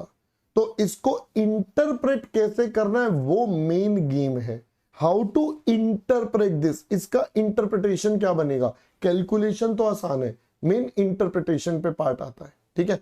अब वो कैसे करते हैं, आइए जरा एक एक करके बेटा इसको डिटेल में टेकअप करते हैं, ठीक है। तो चलिए अब मैं आपके साथ चलता हूं बेटा अपने नेक्स्ट क्वेश्चन की तरफ, जिसके थ्रू हम इसको और डिटेल में टेकअप करते हैं। फिफ्थ क्वेश्चन, हाँ सर ये तो हो गया, बस कुछ भी करके हो गया सर। मैंने कहा हाँ बेटा ये हो गया, अब तो मुसीबत टल गई। चलिए क्वेश्चन नंबर 6 पर चलते हैं। देखिए बेटा एग्जामिनर क्या कहता है, company require funds amounting to 80 lakh for its new project. तो नए प्रोजेक्ट के लिए बेटा कंपनी को 80 लाख चाहिए। To raise the funds company has following alternative, issue equity shares of 100 each at par. तो पहले तो भैया पार पर इनको इशू कर दो, amounting to 60 lakh, and borrow the balance amount at interest of 12% per annum. तो एक ऑप्शन है कि आप इक्विटी शेयर इशू कर दो 60 लाख के, बैलेंस लोन से ले लो। तो 80 में से बेटा 60 यहां चला गया, तो बैलेंस बेटा कितना बच गया, 20 लाख का। फिर दूसरे में कहता है इक्विटी शेयर इशू कर दो at par and 12% debenture in equal proportion, मतलब बराबर बराबर। टैक्स रेट 30% है। Identify point of indifference between the available two modes of financing, state which option will be beneficial in different situations. ये है main interpretation का point. चलिए पहले समझते हैं बेटा करते कैसे हैं ऐसे क्वेश्चन में। देखो बेटा हमारे सामने दो ऑप्शंस हैं, पहले हम दोनों ऑप्शंस को अलग अलग समझ लेते हैं भाई किसमें क्या हो रहा है। तो एग्जामिनर ने बताया ऑप्शन नंबर सबसे पहले हमें बताया बेटा 1। तो अगर मैं ऑप्शन नंबर 1 की आपसे बात करूं तो आपको बोला इक्विटी ले लो 60 लाख की 100 रुपए पर और बाकी 12% वाला लोन ले लो। तो यानी कि यहां पर इक्विटी बेटा आपके पास आएगी कितने रुपए की, सर ये आएगी 60 लाख की, और ये इशू होगा 100 ईच का, ठीक है जी, ये एग्जामिनर ने बता दिया। साथ साथ हमारे पास 12% का डेट आएगा जो बेटा आपके पास 20 लाख का, तो कुल मिलाकर टोटल 80 लाख रुपए हो गए। फिर इसी तरीके से हम बात करते हैं हमारे ऑप्शन नंबर 2 की। ऑप्शन नंबर 2 में इक्विटी और डिबेंचर बेटा इक्वल प्रोपोर्शन में है, तो 80 लाख का इक्वल करेंगे तो बेटा 40 लाख ईच हो गया। तो यहां पर आपके पास इक्विटी आएगी बेटा 40 लाख की, और जो शेयर इशू होगा अगेन 100 पर होना है, यानी कि पार पर होना है। और यहां पर कितना था 12% डिबेंचर्स ही है, तो यहां भी 12% डेट हो गया बेटा 40 लाख का। तो अगर मैं ध्यान से सोचूं बेटा दोनों ऑप्शंस में अमाउंट्स का डिफरेंस है, सिर्फ दोनों ऑप्शन में किस चीज का डिफरेंस है बेटा, अमाउंट्स का डिफरेंस है, बाकी तो कॉम्बिनेशन तो इक्विटी डेट का ही बन रहा है। अब हमें तो क्या निकालना था, इंडिफरेंस लेवल। तो भाई इंडिफरेंस पॉइंट बोला था एग्जामिनर ने, यस पॉइंट ऑफ इंडिफरेंस, तो फॉर इंडिफरेंस पॉइंट, अब हम भी वर्ड वही वाला यूज कर लेंगे जो एग्जामिनर यूज कर रहा है। अब मुझे क्या करना पड़ेगा इंडिफरेंस के लिए, मुझे करना पड़ेगा ईपीएस ऑफ ऑप्शन 1 को मैं बराबर पुट कर दूं ईपीएस ऑफ ऑप्शन 2 के साथ, भाई मैं इन दोनों को आपस में क्या कर दूं बेटा, बराबर। अब ईपीएस बेटा कैसे निकलेगा, तो सबसे पहले कमाएंगे ईबीआईटी, माइनस होगा इंटरेस्ट। पहले वाले में 20 लाख का 12% का इंटरेस्ट जाएगा, फिर लगेगा टैक्स। टैक्स का रेट बेटा क्वेश्चन में बता दिया था हमें 30%, तो भाई मैं यहां पर 30% का आपके पास टैक्स लगा दूंगा। फिर होल डिवाइडेड बाय बेटा क्या हो जाएगा, नंबर ऑफ इक्विटी शेयर्स कितने, सर 60 लाख का अमाउंट है, 100 रुपए का एक है। चलिए एक साइड हो गया। दूसरी साइड, सर कमाया हमने ईबीआईटी, माइनस हो जाएगा बेटा कितना, 40 लाख का 12%, फिर उस पर इसमें भी टैक्स लगेगा, और नंबर ऑफ इक्विटी शेयर्स कितने बेटा, 40 लाख बाय 100। तो ये आपके पास बेटा सिनेरियोज रेडी हो गए। अब हम इसको सिंप्लीफाई करेंगे तो ये बन जाएगा EBIT minus 2,40,000 into 0.70 divided by, बेटा ये बचेगा 60,000। इधर हो जाएगा ईबीआईटी माइनस में 4,80,000 इंटू 0.70 डिवाइडेड बाय, ये हो जाएगा 40,000। अब मैं अगर देखूं तो बेटा 0.7 आपस में कट जाएंगे, ये 0 और ये 0 आपस में कट जाएंगे, तो अब बचेगा क्या बेटा, 4 इधर आ जाएगा जो कि आपके इस ईबीआईटी माइनस 240 से मल्टीप्लाई हो जाएगा, 6 इधर आ जाएगा जो कि इस ईबीआईटी और 480 से मल्टीप्लाई हो जाएगा। तो लेट्स सॉल्व इट अप। सो ये बन जाएगा 4 टाइम्स ऑफ ईबीआईटी माइनस, ये बन जाएगा बेटा 9,60,000, ये हो जाएगा 6 टाइम्स ऑफ ईबीआईटी माइनस, ये बेटा कितना होता है, ये आता है 28,80,000 रुपीज। तो ये आपके सिनेरियोज बेटा रेडी हो गए। अब मैं अगर यहां से कैलकुलेट करूं तो ट्वाइस ऑफ ईबीआईटी बेटा कितना बच गया, तो यहां से नेट नेट बचेगा 19,20,000। तो यहां से बेटा फाइनली मेरे ईबीआईटी की वैल्यू आ जाएगी, तो यहां से दोस्तों हमारा ईबीआईटी आ जाएगा 1920/2, ये आता है दोस्तों 9,60,000। तो यानी कि हमारा इनडिफरेंस लेवल तो पहले सेट हो गया बेटा 9,60,000 कि इनडिफरेंस लेवल हमने बेटा कैसे कंप्यूट करा है। यहां तक मेरे हिसाब से आपको बेटा पूरा का पूरा मैटर एकदम क्लियर होना चाहिए, इसमें कोई डाउट नहीं होना चाहिए, राइट। चलो अब आते हैं बेटा नेक्स्ट पार्ट पर। अब दोस्तों नेक्स्ट पार्ट है मेन पार्ट इस टॉपिक में कि आपको इस लेवल को इंटरप्रेट कैसे करना है। भाई इस 960 निकाला ही क्यों है, कर क्यों रहे हैं सर, ये तो बता दो, क्या करा कैसे करा ये समझ में आ गया, क्यों करा। तो मैंने कहा क्यों समझना है तो थोड़ा दिमाग तो लगाना पड़ेगा, तैयार हो, चल आइए बेटा अब दिमाग लगाते हैं। देखो दोस्तों अगर आपको याद हो हमने लिवरेज चैप्टर में आपके साथ एक कॉन्सेप्ट पढ़ा था कि फाइनेंशियल ब्रेक इवन पॉइंट बेटा कैसे निकलता है। तो फाइनेंशियल ब्रेक इवन पॉइंट की कैलकुलेशन थी interest plus preference dividend 1 - t, right sir. Sir ये होता क्या था, तो ये होता था लेवल, लेवल किस चीज का, level of EBIT eight which EPS is 0। ये वो लेवल था जहां पर आपका ईपीएस बेटा क्या हो जाएगा, जहां पर आपका ईपीएस एकदम 0 हो जाएगा। सो ये लेवल तो वो वाला लेवल था। हमने कहा ठीक है सर। अब दोस्तों अगर मैं आपके साथ पहले अपने जो दो ऑप्शंस हैं इनका हम फाइनेंशियल ब्रेक इवन निकालते हैं, तो अगर मैं आपके साथ कैलकुलेशन करूं तो हमारे पास हो जाएगा financial break even point of option number 1। अगर मैं ऑप्शन नंबर 1 की बात करता हूं तो मेरे पास क्या हो जाएगा, it will be interest PD 1 - t। अब पहले वाले केस में बेटा इंटरेस्ट है 240 का मुझे दिख रहा है, प्रेफरेंस डिविडेंड है नहीं, तो इट इज 2,40,000 प्लस 0, तो ये बन गया बेटा 2,40,000, ठीक है। यानी कि पहले वाले केस में जब हमारा ईबीआईटी 2,40,000 होगा तो हमारा ईपीएस क्या होगा, 0। सिमिलरली मैं दूसरे ऑप्शन का भी निकालता हूं, तो financial break even point of option number second, तो if I talk about this, so again it would become interest plus PD 1 minus T. तो बेटा इंटरेस्ट कितना है, इंटरेस्ट है 4,80,000 का, तो ये हो गया 480 प्लस 0, तो कुल मिलाकर बेटा ये कितना बन गया, 480 ही आ गया। कुल मिलाकर बेटा ये कितना बन गया, 4,80,000 ही आ गया। तो ये आपके पास क्या निकल गया बेटा, फाइनेंशियल बीईपी निकल गए। सर ये क्यों निकाले, मैंने कहा अब आता है मेन काम कि सब क्यों निकाला, या ये कर क्यों रहे थे, क्यों टाइम पास कर रहे हो इतना। तो मैंने कहा चलिए अब आते बेटा मेन पॉइंट पर। दोस्तों अब हम सबसे पहले आपके साथ एक ग्राफ प्रिपेयर करेंगे, और मैं तो यही चाहूंगा कि आप एग्जाम में भी बेटा ग्राफ बना दे, ताकि आपके मन के कोई भी कंफ्यूजन ना बचे।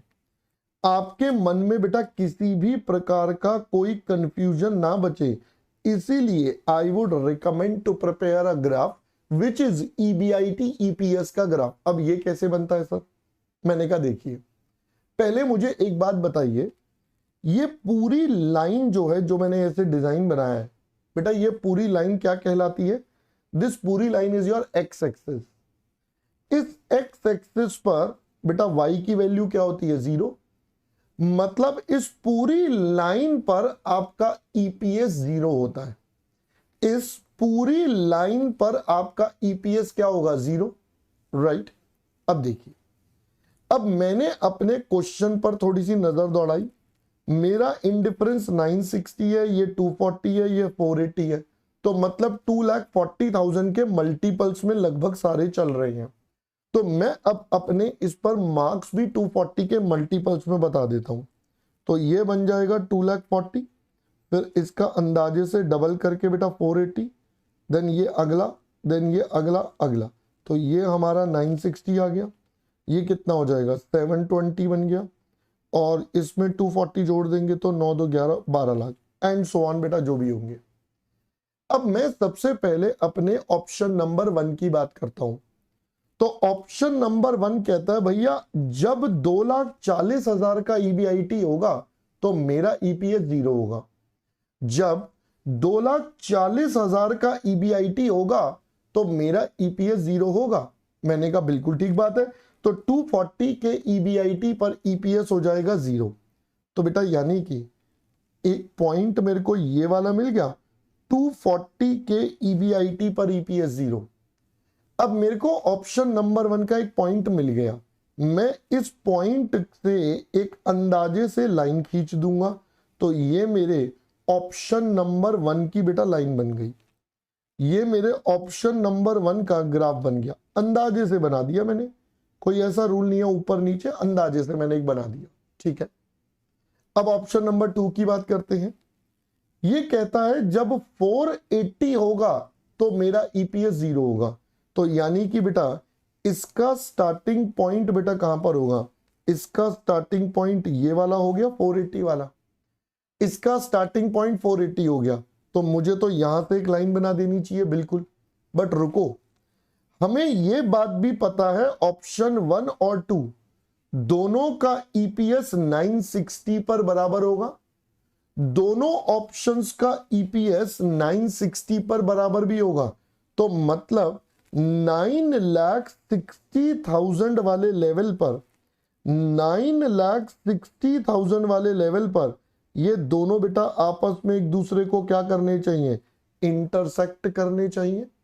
दे बोथ विल कोइंसाइड और इंटरसेक्ट एट 9,60,000, क्योंकि बेटा 960 पर दोनों का ईपीएस क्या होना चाहिए, सेम। तो सेम ईपीएस कब होगा, जब दोनों इंटरसेक्ट करेंगे। तो अब मैं यहां से 480 से पकड़ती हुई एक लाइन ड्रॉ कर दूंगा। ये देखिए बेटा, ये हमारी लाइन बच्चा आपके साथ बन गई। ये हमारा कौन सा ग्राफ हो गया सर, ये हमारे ऑप्शन 2 का ग्राफ हो गया। तो अब हमारे सामने ऑप्शन 1 भी आ गया और हमारे सामने बेटा ऑप्शन 2 भी आ गया। दोनों के दोनों ग्राफ अब हमारे सामने आ गए हैं। We are now clear with our both the options की हमारे सामने बेटा क्या क्या ग्राफ है। अब इन दोनों ऑप्शंस को हम आपके साथ करेंगे interpret. Yes, you heard me right. अब हम बेटा इन दोनों ऑप्शंस को आपके साथ पहले करते हैं इंटरप्रेट, कि भाई इन दोनों ऑप्शंस का मतलब क्या होता है, अब इनसे समझ में क्या आया। अब देखिए बेटा, फाइनल आता है इंटरप्रिटेशन।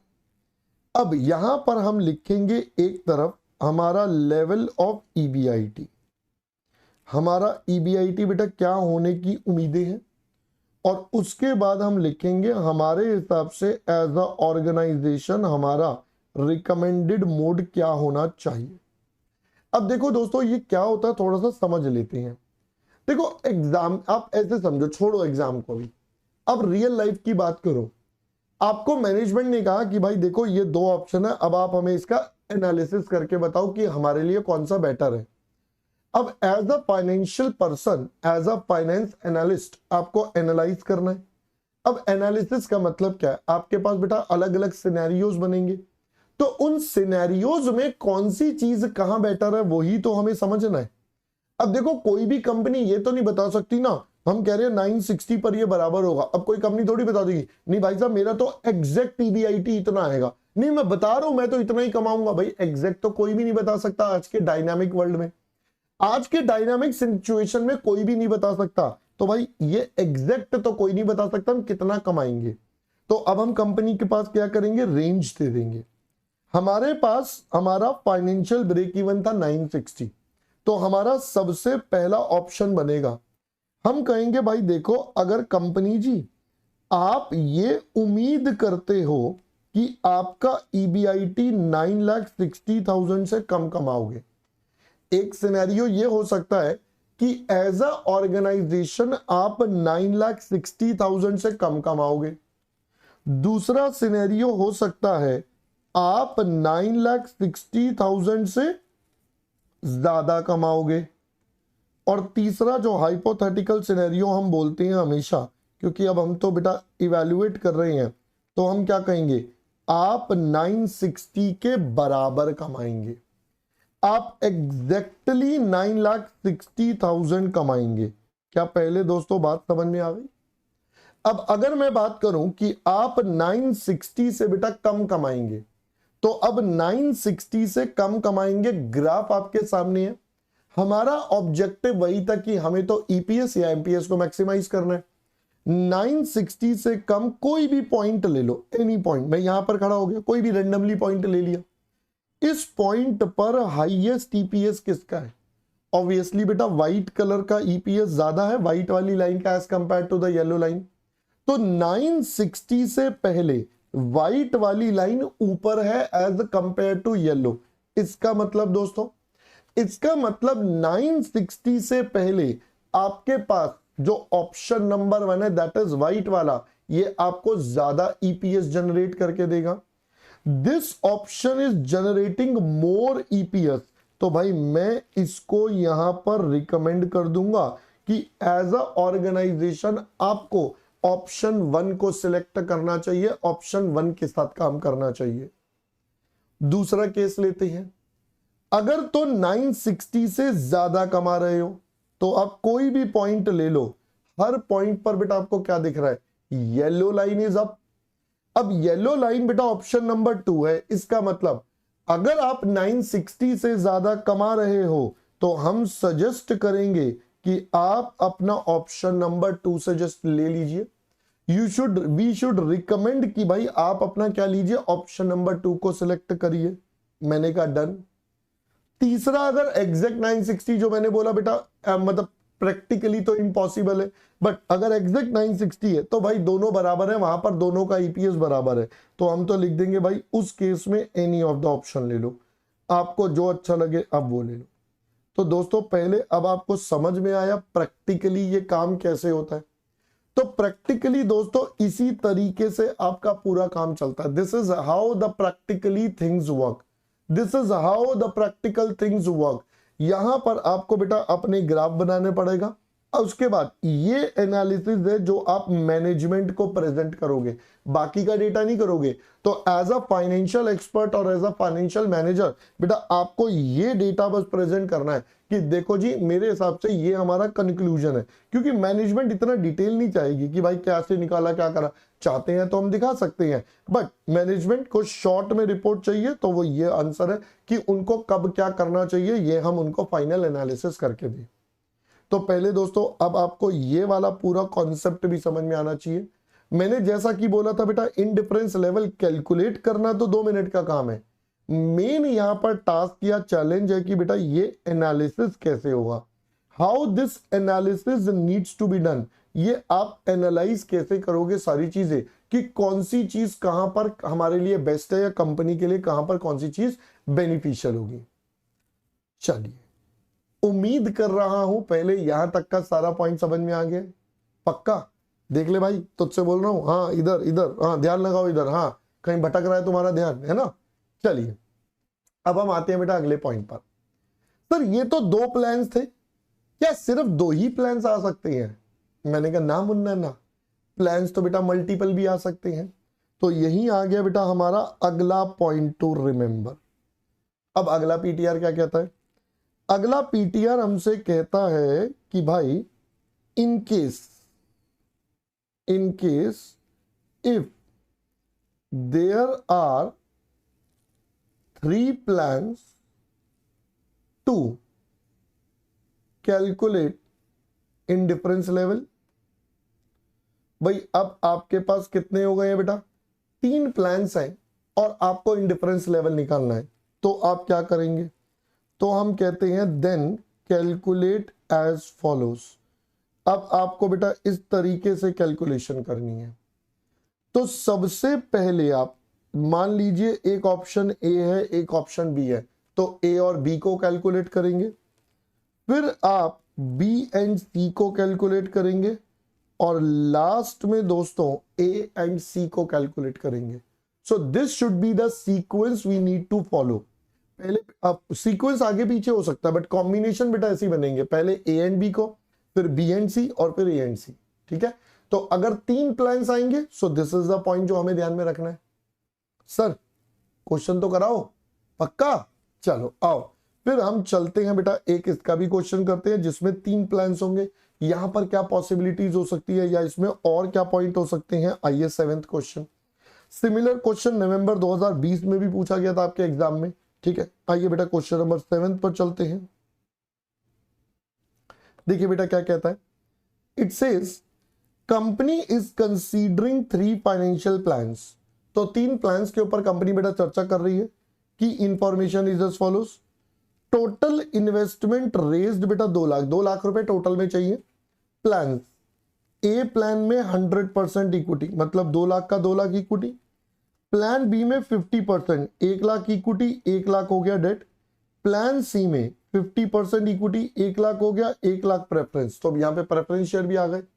अब मैंने आपके लिए बेटा ब्रेकअप भी लिख दिया, कहां पर कितना कितना पैसा कौन से सोर्स से आ रहा है। कॉस्ट ऑफ डेट बता दिया, प्रेफरेंस बता दिया, टैक्स रेट बता दिया। Equity share face value 10 will be issued at a premium of 10।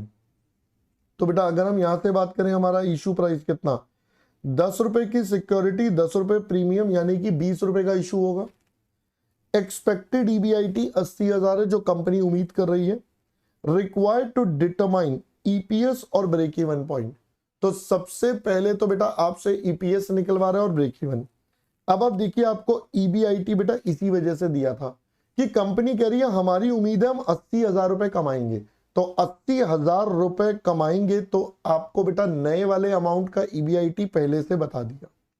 तो अब हम यहां पर पहले ए पार्ट और बी पार्ट बेटा आपका फिर से कंसोलिडेट कर लेते हैं। तो यहां पर हम फर्स्ट एंड सेकेंड पार्ट आपका कंबाइन कर लेते हैं। तो ये बन जाएगा बेटा स्टेटमेंट ऑफ ईपीएस एंड आपके पास साथ साथ आ जाएगा फाइनेंशियल ब्रेक इवन पॉइंट। तो ये हम पूरा का पूरा आपके साथ यहां पर कैलकुलेट कर लेते हैं। तो अगर हम यहां पर चलें तो सबसे पहले we will have our particulars. मैंने कहा डन सर। फिर उसके बाद बेटा 3 प्लान्स के बारे में बोला था, तो वी हैव प्लान ए, फिर हमारे पास आ जाएगा प्लान बी और अपने पास आ जाएगा प्लान सी। तो ये 3 प्लान्स बेटा अपने पास हो गए। सबसे पहले अगर हम बात करें तो we have our EBIT. EBIT बेटा कितना है, तो क्वेश्चन ने बता दिया था भाई 80,000 रुपए कमाएंगे। तो बेटा ये हमारे जो 2 लाख रुपए लगेंगे उस पर 80,000 माइनस कर देंगे इंटरेस्ट। प्लान ए तो सारा इक्विटी था, यहां पर सिर्फ 1 लाख का लोन है और वो है 8% वाला, और वो है दोस्तों 8% वाला। तो भाई ये कितना हो जाएगा, 8,000 रुपए का इंटरेस्ट गया, उधर भी कुछ नहीं है, तो 1 लाख का बेटा 8% यहां चला गया। तो अब अपने पास क्या बचेगा सर, अपने पास बच गया अर्निंग बिफोर टैक्स। तो ये आ गया बेटा 80,000, 72,000 एंड 80,000। आई होप दोस्तों पहले सिंपल सा इतना पॉइंट क्लियर हो गया। अब इसके आगे बेटा अगर हम चलेंगे तो हम माइनस कर देंगे टैक्स, जो कि क्वेश्चन में गिवन है एट द रेट ऑफ 50%। तो भाई 50% के टैक्सेस ले लेते हैं, 40,000, 36,000 एंड दिस इज अगेन 40,000। अब हम इसको भी माइनस कर देते हैं, तो बेटा अपने पास क्या बचेगा, EAT, ये आ गया 40,000, 36,000 एंड 40,000। अब दोस्तों हमारे पास प्रेफरेंस डिविडेंड भी है आपकी बार तो भाई प्रेफरेंस डिविडेंड भी माइनस होगा। सर किस में, सर आपको बोला था 8% है, बट वो प्लान सी में है सिर्फ 1 लाख का, तो भाई यहां पर आपके पास आ जाएगा 1 लाख का 8%, यानी कि 32,000 बेटा, सॉरी 8,000 रुपए यहां पर आ गए। हाँ जी बेटा ये 8,000 रुपए यहां पर आ गए। अब मैं इनको भी एडजस्ट कर दूंगा, तो मेरे पास फाइनली निकल जाएगा अर्निंग अवेलेबल फॉर इक्विटी। तो ये आता है 40,000, this is 36,000 and this is 32,000। तो पहले तो बेटा ये तीनों के तीनों पॉइंट्स क्लियर। अब हमें यहाँ पर क्या निकालना है सर, हमें निकालने पड़ेंगे हमारे नंबर ऑफ इक्विटी शेयर्स। मैंने कहा चलिए नंबर ऑफ इक्विटी शेयर्स निकालते हैं। कितने सर, हमें बताया था 20 रुपए का शेयर इशू करना है, पहले वाले में 2 लाख का इक्विटी है, तो बेटा ये क्या हो जाएगा 2 लाख डिवाइडेड बाय 20, यहाँ 1 लाख बाय 20 होगा और 1 लाख बाय 20 होगा, दैट बिकम्स द आंसर। अब मैं इन सबको कैलकुलेट करके बेटा क्या निकाल सकता हूँ, अपना ईपीएस। तो यहाँ से हमारा ईपीएस बेटा सबसे पहले आ गया, ये हमारा फर्स्ट पार्ट सॉल्व हो गया। फिर सेकेंड पार्ट में हमें निकालना है फाइनेंशियल ब्रेक इवन पॉइंट, जो कैसे निकल जाएगा, इंटरेस्ट प्लस पीडी अपॉन में 1 माइनस टी। तो चलिए सॉल्व कर लेते हैं। ये आएगा बेटा 10,000, तो ये हो गया 4 रुपए, ये आएगा 5,000, ये भी आएगा 5,000। तो अगर हम करेंगे 36/5, ये आता है बेटा 7.20 और ये आएगा 6.40। चलिए तो यहां तक का हमने पहले ईपीएस निकाल दिया बेटा, जो एग्जामिनर ने बोला था। साथ में बोला था फाइनेंशियल ब्रेक इवन पॉइंट। तो अगर मैं इधर बात करूं, इट्स अ 0+0, ना तो इंटरेस्ट है ना बेटा पीडी है, कुछ भी नहीं है। अगर मैं दूसरे वाले में बात करूं, 8,000 का इंटरेस्ट है, प्रेफरेंस डिविडेंड है नहीं, तो यानी कि ये 8,000 हो गया। तीसरे वाले में बात करूं तो इंटरेस्ट 0 है, 8,000 का प्रेफरेंस डिविडेंड है, 1 माइनस 0.50 कर दो, तो बच्चा ये हमारे पास आता है 16,000। तो लीजिए फर्स्ट पार्ट और second part of the question, जिसमें हमसे बोला गया भाई आप ईपीएस निकाल दो और फाइनेंशियल ब्रेक इवन पॉइंट निकाल दो। ये दोनों की दोनों चीजें बेटा हम आपके साथ अब डिटेल में कैलकुलेट कर चुके हैं। Absolutely right sir. अब बारी आएगी दोस्तों हमारे इनडिफरेंस लेवल निकालने की। हमसे तो बेटा यही पूछा था। अच्छा थर्ड पार्ट तो हमने पढ़ा नहीं था, पढ़ लेते हैं। Indicate if any of the plans dominate and compute EBIT range among the plans for indifference। तो अगेन आपको बेटा पूरा टैबुलेशन करके देना पड़ेगा फाइनल कंक्लूजन, जैसे हमने अभी थोड़ी देर पहले बनाया था। अब ये करेंगे कैसे, तो बेटा इसको कैलकुलेट करने के लिए हमें निकालने पड़ेंगे इंडिफरेंस लेवल। इंडिफरेंस लेवल निकालें तो बेटा यहाँ पर 3 प्लान्स है, plan A, plan B, plan C, 3 अलग अलग प्लान्स है। तो अब हमें इन तीनों प्लान्स के ऊपर वर्कआउट करना पड़ेगा कि भाई प्लान ए का डेटा, प्लान बी का, प्लान सी का। अब वर्कआउट करने के लिए कॉम्बिनेशन बनेंगे, जो मैंने आपको बताया, ए और बी को मर्ज करो, बी और सी को, फिर ए और सी को। This is how you have to work. तो चलिए जी अब हम एक एक करके बेटा सारे के सारे प्लान्स पर काम करते हैं। तो 3 बार इंडिफरेंस लेवल निकालने पड़ेंगे। तो मैं सबसे पहले स्टार्ट करता हूं indifference level between plan A and plan B. तो पहले हम प्लान ए और प्लान बी के बारे में यहां पर कैलकुलेशंस बेटा आपके साथ करते हैं। अगर मैं यहां पर बेटा कैलकुलेशंस करूं तो मेरे को क्या करना होगा, मुझे ये करना है EPS of plan A should be made equal to EPS of plan B. बात तो आपकी ठीक है सर। अब दोस्तों मुझे तो यहां से ईबीआईटी निकालना है, तो मेरे पास क्या हो जाएगा, सबसे पहले ईबीआईटी माइनस कर दूंगा इंटरेस्ट। तो प्लान ए में बेटा इंटरेस्ट कितना है, 0। प्लान बी में 8,000 है। प्रेफरेंस डिविडेंड दोनों में ही नहीं है, ठीक है सर। तो प्लान ए में माइनस, ओहो रुक जा भाई, गुस्सा क्यों कर रहा है, हाँ, प्लान ए में बेटा इंटरेस्ट गया 0, टैक्स का रेट है 1 माइनस 0.50, प्रेफरेंस डिविडेंड है नहीं, और नंबर ऑफ इक्विटी शेयर्स है बेटा 10,000, ठीक है जी। अब प्लान बी पर चलते हैं, तो आपके पास है ईबीआईटी माइनस में यहां पर 8,000 का इंटरेस्ट है, 1 माइनस 0.50, और यहां पर है दोस्तों 5,000, राइट। अब मैं अगर इसको सिंप्लीफाई करूं बेटा, 1 माइनस 0.5 1 माइनस 0.5 से गया, ये बेटा 5 जो 5,000 इधर जाएगा तो बचेगा 2, this is what is left. अब मैं इसको सिंप्लीफाई करूं तो इधर तो बच गया बेटा ईबीआईटी, उधर बचेगा ट्वाइस ऑफ ईबीआईटी और माइनस का 16,000। तो अगर हम सिंप्लीफाई करेंगे तो बेटा ये क्या बचेगा, ईबीआईटी इज इक्वल टू 16,000। तो ये आपके पास सबसे पहले इनडिफरेंस लेवल आ गया बिटवीन ए एंड बी का। अब हम दोबारा निकालेंगे सर, अब हम दोबारा बेटा किसके लिए निकालेंगे, अब हम आपके लिए कैलकुलेट करेंगे plan B and plan C. चलिए प्लान बी और प्लान सी की बात करते हैं। अगेन हमें करना पड़ेगा बेटा EPS of plan B to be equal to EPS of plan C. अब मैं प्लान बी का ईपीएस बात करूं तो बेटा ऊपर लिखा हुआ है, यही कॉपी मार देते हैं।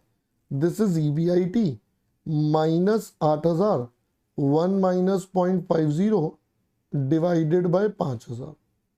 प्लान सी के ईपीएस पर चलते हैं, तो ये क्या हो जाएगा सर, सबसे पहले है ईबीआईटी माइनस प्लान, ओहो यहां पर आ जाओ बेटा, प्लान सी में इंटरेस्ट 0 है बट प्रेफरेंस डिविडेंड 8,000 है।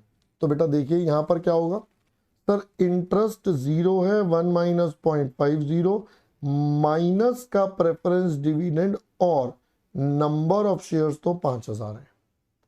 अब दोस्तों यहां पर क्या होगा सर, ये 5,000 5,000 आपस में कैंसिल, तो हमारे पास बच गया ईबीआईटी, ईबीआईटी या ऐसे लिख देता हूं उसको, इंटू 0.50 माइनस का 4,000, ये बचेगा बेटा 0.50 ईबीआईटी माइनस का 8,000। तो दोस्तों ये हो जाएगा 0.50 ईबीआईटी माइनस का 0.50 EBIT is equal to minus का 8,000 प्लस का 4,000। बेटा अगर मैं यहां पर ध्यान से देखूं तो मेरा ईबीआईटी पूरे के पूरे कैंसिल हो रहे हैं। मेरे पास 2 ईबीआईटी निकले और दोनों का सेम नंबर है, तो दोनों आपस में क्या हो रहे हैं, कैंसिल। तो मतलब यहां से तो ईबीआईटी निकल ही नहीं सकता। From this case we can't find our EBIT even. तो बेटा यहां पर हम लिख देंगे therefore EBIT can't be computed. भाई यहां से हमारा कोई भी ईबीआईटी नहीं निकल सकता। अब ईबीआईटी नहीं निकल सकता मतलब सर ये दोनों प्लान का ईपीएस कभी भी सेम नहीं हो सकता। इन दोनों के बीच में कोई भी इंडिफरेंस लेवल नहीं है। इसका मतलब इन दोनों प्लान्स का ईपीएस आपस में कभी भी सेम नहीं होगा। दूसरे शब्दों में बोले तो ये दो लाइंस आपस में इंटरसेक्ट नहीं करेंगी, तो we can call them as a parallel lines. क्योंकि बेटा इसमें ईबीआईटी नहीं निकल सकता, मतलब इंडिफरेंस लेवल नहीं है। इंडिफरेंस नहीं है इसका मतलब भैया ये दोनों का ईपीएस कोई एक पॉइंट पे टच ही नहीं होगा। टच नहीं होगा मतलब दोनों चलती रहेंगी, दोनों आपस में मैच ही नहीं करेंगी, तो इसका मतलब ये क्या हो जाएंगी, पैरेलल लाइंस। अभी डिटेल में और देखेंगे जब ग्राफ बनेगा, ठीक है। वेरी इंपॉर्टेंट पॉइंट, इसका पीटीआर भी बाद में लिखवाऊंगा। पहले बेटा क्वेश्चन को कंप्लीट करते हैं। अब लास्ट ऑप्शन हमारे पास बच गया भाई, एक और देख लेते हैं, इंडिफरेंस लेवल बिटवीन। अब बच गया plan A and plan C, इन दोनों का बेटा इंडिफरेंस लेवल बचा हुआ है, इन दोनों का हमारे पास इंडिफरेंस लेवल अभी बचा हुआ है। तो यहां पर हमें क्या करना है, अगेन सर करना तो वही है, ईपीएस ऑफ प्लान ए को इक्वेट करना है ईपीएस ऑफ प्लान सी के साथ, इन दोनों को बेटा आपस में इवेल्युएट करना है।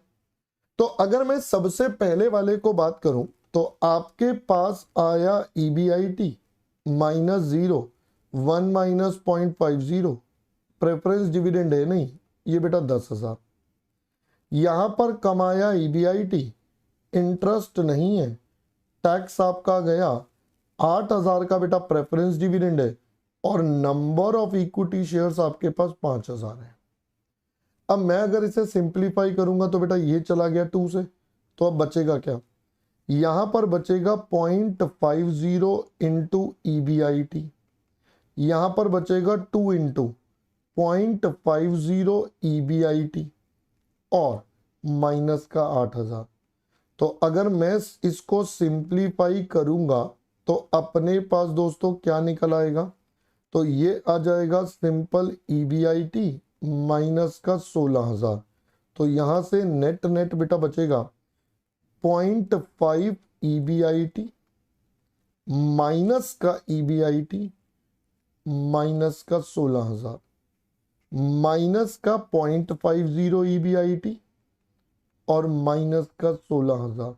बेटा माइनस माइनस कैंसिल हो गए, तो आपके पास ईबीआईटी कितना, 16,000 डिवाइडेड बाय 0.50 32,000। मतलब ये दोनों आपस में बेटा 32,000 पर इंटरसेक्ट करने वाले हैं। तो इन दोनों का तो मुझे कैलकुलेशन या नंबर मिल चुका है, इन दोनों का मिल चुका है। तो सिर्फ एक ऑप्शन का नहीं मिला, दैट इज बी एंड सी का। प्लान ए और बी इंटरसेक्ट करेंगे, प्लान ए और सी भी इंटरसेक्ट करेंगे, सिर्फ बी और सी आपस में इंटरसेक्ट नहीं करेंगे। मैंने कहा डन। चलिए अब फाइनली बेटा इसको हम कंक्लूड करेंगे in the form of graph and finally our interpretation. तो अगर मैं दोस्तों यहां से बात करूं, अब हम यहां पर इसका बनाते हैं बेटा ग्राफ। अब प्लीज थोड़ा फोकस करेंगे तभी समझ में आएगा ग्राफ कैसे बना, है ना।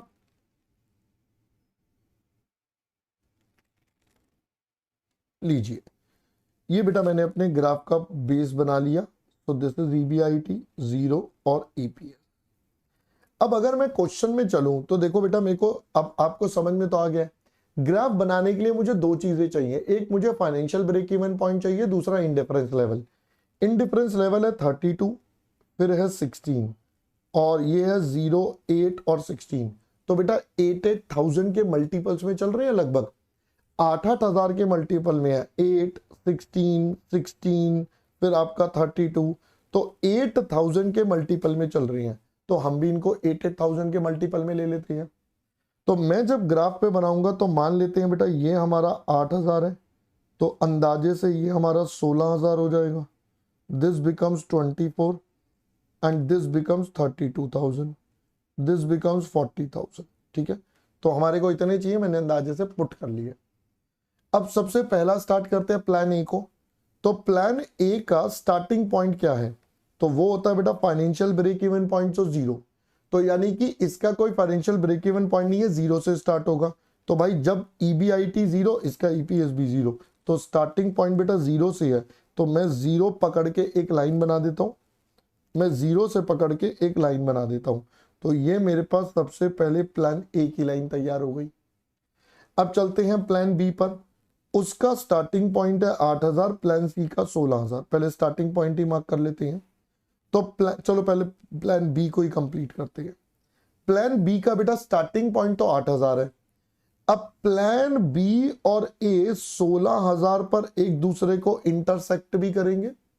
प्लान बी और प्लान ए का इंडिफरेंस 16 है, इसका मतलब ये दोनों यहां पर एक दूसरे को क्या करेंगे, आकर मिलेंगे, कहेंगे दप्पा तू यहां पर मैं भी यहां पर, तो बेटा इंटरसेक्ट करेंगे। तो भाई देखो इसका स्टार्टिंग पॉइंट है आपके पास बेटा कितना, 8,000। तो स्टार्ट होगा 8,000 से और ये इंटरसेक्ट करेगा बेटा 16 पर। तो ये 2 पॉइंट से मिलती हुई मैं एक लाइन बना देता हूं, ये 2 पॉइंट से मिलती हुई मैं एक लाइन बना देता हूं। तो बेटा ये मेरा प्लान बी का ग्राफ रेडी हो गया। अब आप देख लीजिए 16 पर लगभग इंटरसेक्ट कर रहा है। बेटा मेरे पास तो अंदाजे से बन रहा है, स्केल यूज करेंगे तो प्रॉपर बन जाएगा। ठीक है, 16 पर अंदाजे से इंटरसेक्ट कर रहा है, 8 से स्टार्ट हो रहा है। ठीक है, अब चलते हैं प्लान सी पर। प्लान सी का स्टार्टिंग पॉइंट है 16,000। ये बेटा 16,000 से ग्राफ स्टार्ट होगा और ये प्लान सी बी के साथ तो इंटरसेक्ट नहीं कर रहा, ए के साथ 32 पर करेगा।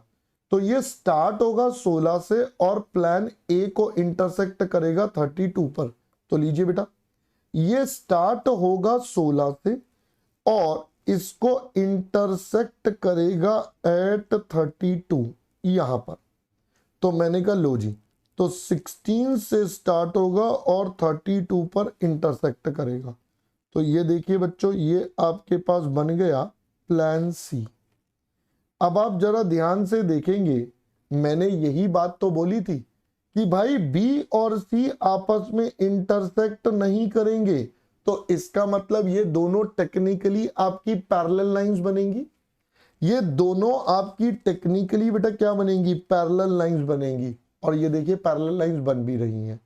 अब आपको इतनी बात समझ में आ जानी चाहिए। अब हम चलते हैं बेटा हमारे फाइनल कंक्लूजन की तरफ। तो अब हम यहां पर लिखेंगे सबसे पहले हमारा लेवल ऑफ ईबीआईटी, फिर हमारे पास आ जाएगी बेटा हमारी रिकमेंडेशन। ठीक है, अब देखिए क्योंकि यहां पर दो बार इंडिफरेंस लेवल निकाला था, एक बार हमें दिख रहा है, एक बार 16 है, एक बार 32 है। तो यहां पर अब रिकमेंडेशन बेटा कैसे देना है वो समझ लेते हैं।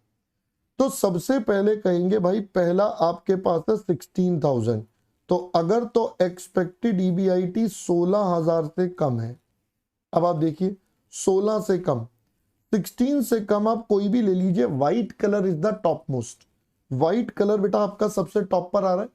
तो व्हाइट कलर आपका है प्लान ए। तो इसका मतलब यहां पर तो हम रिकमेंड करेंगे प्लान ए, क्योंकि ये हमारे लिए सबसे ज्यादा ईपीएस जनरेट करेगा। अब हम कह रहे हैं हमारा ईबीआईटी 16 से तो ज्यादा हो गया, क्योंकि अब बेटा मल्टीपल लेवल है, तो अगले लेवल से कम यहीं पर कवर कर लेंगे 32 से कम। तो अब 16 से ज्यादा और 32 यानी कि इन दोनों के बीच का नंबर आ गया। अच्छा चलो एक काम करते हैं, वैसे पहले ना 16 के बराबर ले लेते हैं, क्योंकि हमें इक्वल भी दिखाना होता है। तो अगला हो जाएगा सबसे पहले एक्सपेक्टेड ईबीआईटी 16 के बराबर।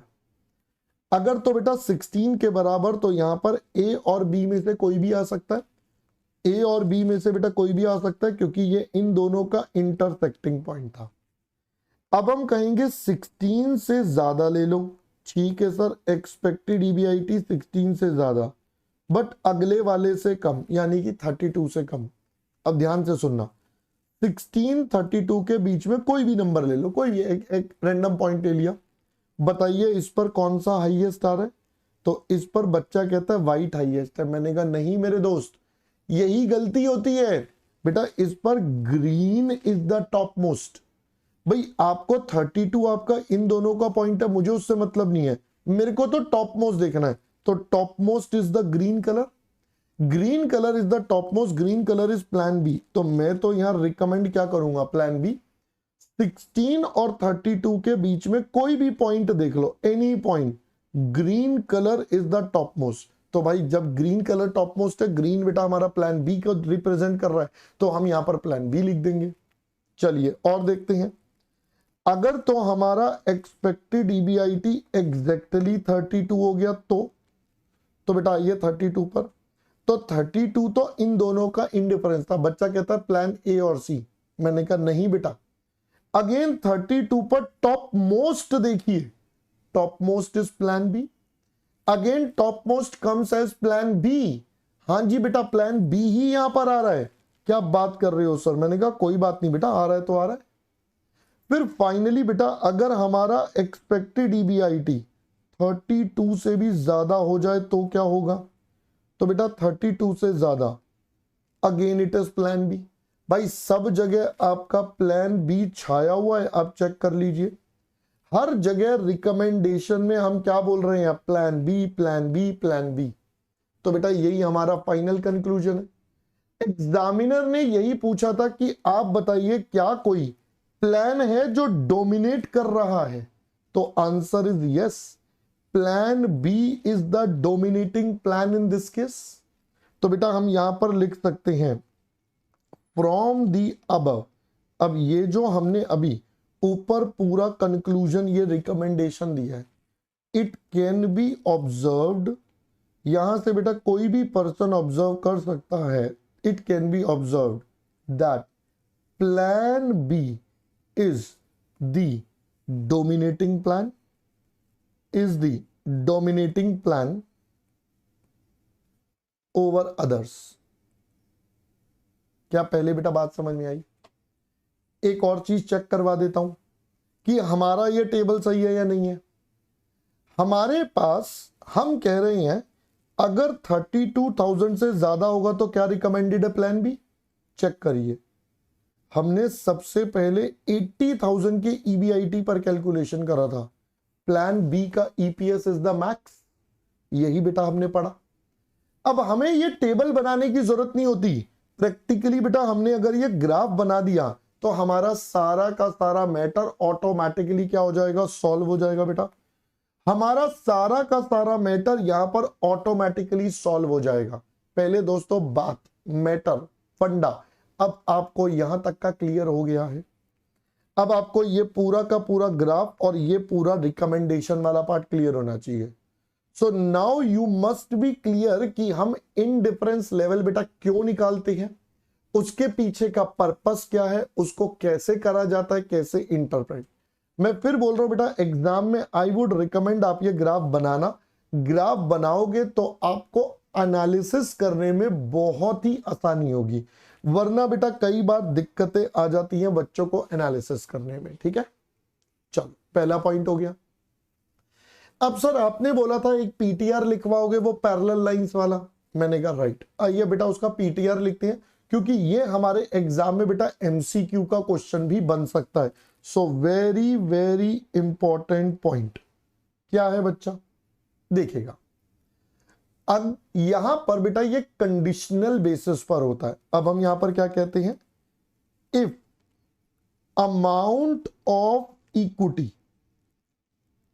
के equity capital is same in two options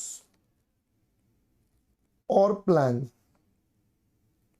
then क्या होगा बेटा, then any one of the following situation will arise.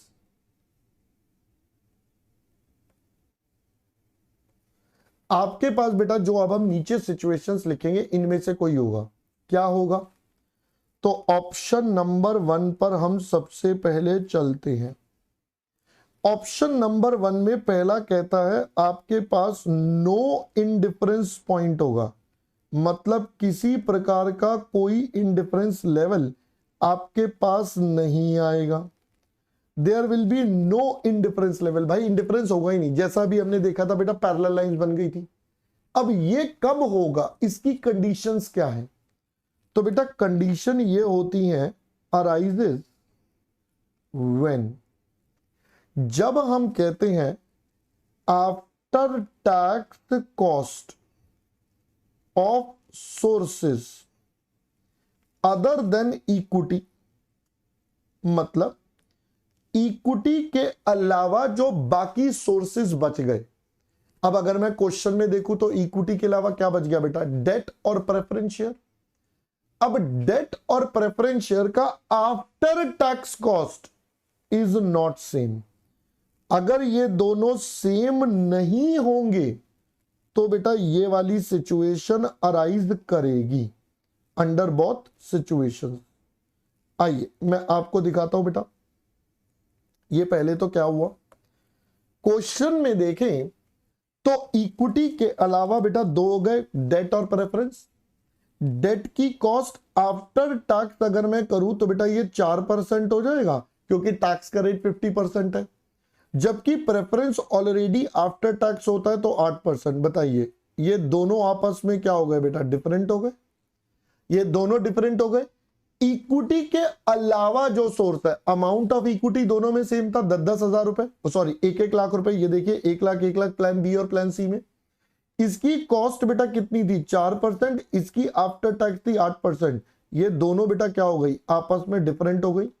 अगर ये दोनों डिफरेंट हो गई और अमाउंट ऑफ इक्विटी सेम है तो बेटा उस केस में आपके पास क्या होगा, पैरेलल लाइंस का कॉन्सेप्ट बन जाएगा। तो under this scenario you will have your parallel lines का कॉन्सेप्ट। तो अगर मैं यहां पर आपके साथ बना के दिखाऊं तो बेटा आपका जो ग्राफ है वो कुछ इस तरीके से बन जाएगा। इधर लिख देते हैं EBIT, इधर है दोस्तों EPS। तो आपका जो ग्राफ है बेटा वो इस तरीके से आपका प्रेजेंट हो जाएगा। एक लाइन ऐसे बन गई, दूसरी लाइन बेटा ऐसे पैरेलल बन जाएंगी। तो ये बना देते हैं प्लान ए, ये बन जाएगा प्लान बी। तो मैंने रेंडमली बना दिया। बेसिकली ये दोनों बेटा आपस में क्या हो गए, पैरेलल लाइंस हो गए। तो ये आपको बेटा कंडीशन दिमाग में रखनी पड़ेगी, क्योंकि ये MCQ का क्वेश्चन बन सकता है आपके पास कि पैरेलल लाइंस की कंडीशन क्या होती है, या अगर दोनों के वैल्यू अलग सेम और अलग अलग है तो आपका क्या होगा। तो बेटा दूसरा केस क्या बनेगा, दूसरा केस में अब हम यही पढ़ेंगे। सर अगर ये वैल्यू बेटा सेम हो जाती तो, हमने बोला फर्स्ट पार्ट में आफ्टर टैक्स वैल्यूज दोनों अलग थी तो इसलिए ये हुआ, बट अगर सेम हो जाती तो बेटा, अगर सेम हो जाती तो वहां पर होता है कोइंसाइड वाला केस, यानी कि मैनी इंडिफरेंस पॉइंट। वहां भाई साहब बहुत सारे अनगिनत इंडिफरेंस पॉइंट निकलेंगे। ठीक है, इसका न्यूमेरिकल नहीं है, बस ये कॉन्सेप्चुअली हमारे पास आएगा। तो ये कब होगा, अराइजेस। ये अराइज करेगा when after tax cost of sources other than equity is same under both options। तो अगर दोनों सिचुएशंस में बेटा ये क्या हो जाता, सेम हो जाता, तो ये वाला केस बनता। इस वाले केस में क्या बनेगा, तो इस वाले केस में बेटा कुछ इस तरीके से प्रेजेंटेशन में यहां पर करके दिखा देता हूं। तो ये है हमारा EBIT, ये है हमारा EPS। यहां पर बेटा इस तरीके से हो जाएगा कि दोनों एक ही लाइन बन जाएंगे। तो यही लाइन प्लान ए की है और यही लाइन प्लान बी की है, दोनों की सेम लाइन बनेगी बिल्कुल एग्जैक्टली। तो इसका मतलब अगर मैं बोलूं तो यहां पर बोलते हैं बेटा बोथ लाइंस कोइंसाइड, मतलब बोथ लाइंस बेटा क्या हो जाएंगी, कोइंसाइड हो जाएंगी। कोइंसाइड का मतलब क्या होता है, आपस में एक दूसरे के ऊपर ही चलेंगी। अब पहले दोस्तों बात और मैटर आपको समझ में आया। तो यहां पर आकर अब मैंने आपको इंडिफरेंस लेवल का पूरा फंडा बताया और multiple point, many indifference point, no indifference point कैसे होगा ये भी बता दिया, पैरेलल लाइन, कोइंसाइड लाइन। तो अब यहां पर आपको इंडिफरेंस लेवल बेटा 100% पूरा एकदम क्लियर होना चाहिए, इसमें किसी प्रकार का कोई कंफ्यूजन का स्कोप नहीं होना चाहिए। Am I clear to everyone? पक्का देख ले मेरे दोस्त, समझ में आ गया ना तुझे, है पक्का देख ले, पक्का वादा देख ले वादा। चल अब सर ये समझ में आया नहीं आया हमें कैसे पता चलेगा, मैंने कहा होमवर्क करोगे, तो जब आप इसके और प्रैक्टिस क्वेश्चन करोगे तभी होगा। तो लास्ट टाइम मैंने आपको शायद कहां तक दिए थे, 22 तक दिए थे, है ना। हाँ तो अब हम 23 आज और करेंगे, 24 करेंगे, 25 करेंगे, 26 करेंगे और 27 भी करेंगे, 28 भी कर सकते हैं, करिएगा, ये भी MCQ में पूछा जा सकता है, तो 28 भी करेंगे। फिर उसके बाद है 29 आप कर सकते हैं, यस कर सकते हैं, 30 कर सकते हैं, नहीं तो 29 तक बेटा कंप्लीट करना है। तो आपने आज इस सेशन में जो होमवर्क रहेगा वो रहेगा 23 से 29 तक का। तो मैं यहाँ लिख देता हूं, आपका दोस्तों होमवर्क रहेगा क्वेश्चन नंबर 23 से क्वेश्चन नंबर 29 का। दिस इज द होमवर्क जो आपके पास रहेगा। तो अब फिलहाल हम इस सेशन को बेटा आपके साथ यहीं पर करेंगे आज के लिए कंप्लीट। सो अभी के लिए this session will get over, but आपका काम ओवर नहीं हुआ, आपको अभी और पढ़ना है, इसको अच्छे से अपने माइंड में सेट करना है, रिवाइज करना है, कॉन्सेप्ट को देखना है, जहां दिक्कत हो उसको दोबारा देख सकते हो, प्लस प्रैक्टिस के होमवर्क के क्वेश्चंस करने हैं। Once you do that my dear friends, you will be amazed कि यार ये टॉपिक भी समझ में आ गया है ना। तो पढ़ते रहें, आगे बढ़ते रहें, क्योंकि अंत में बेटा सिर्फ पढ़ाई काम आओगी। बाय बाय दोस्तों, see you soon in the next session.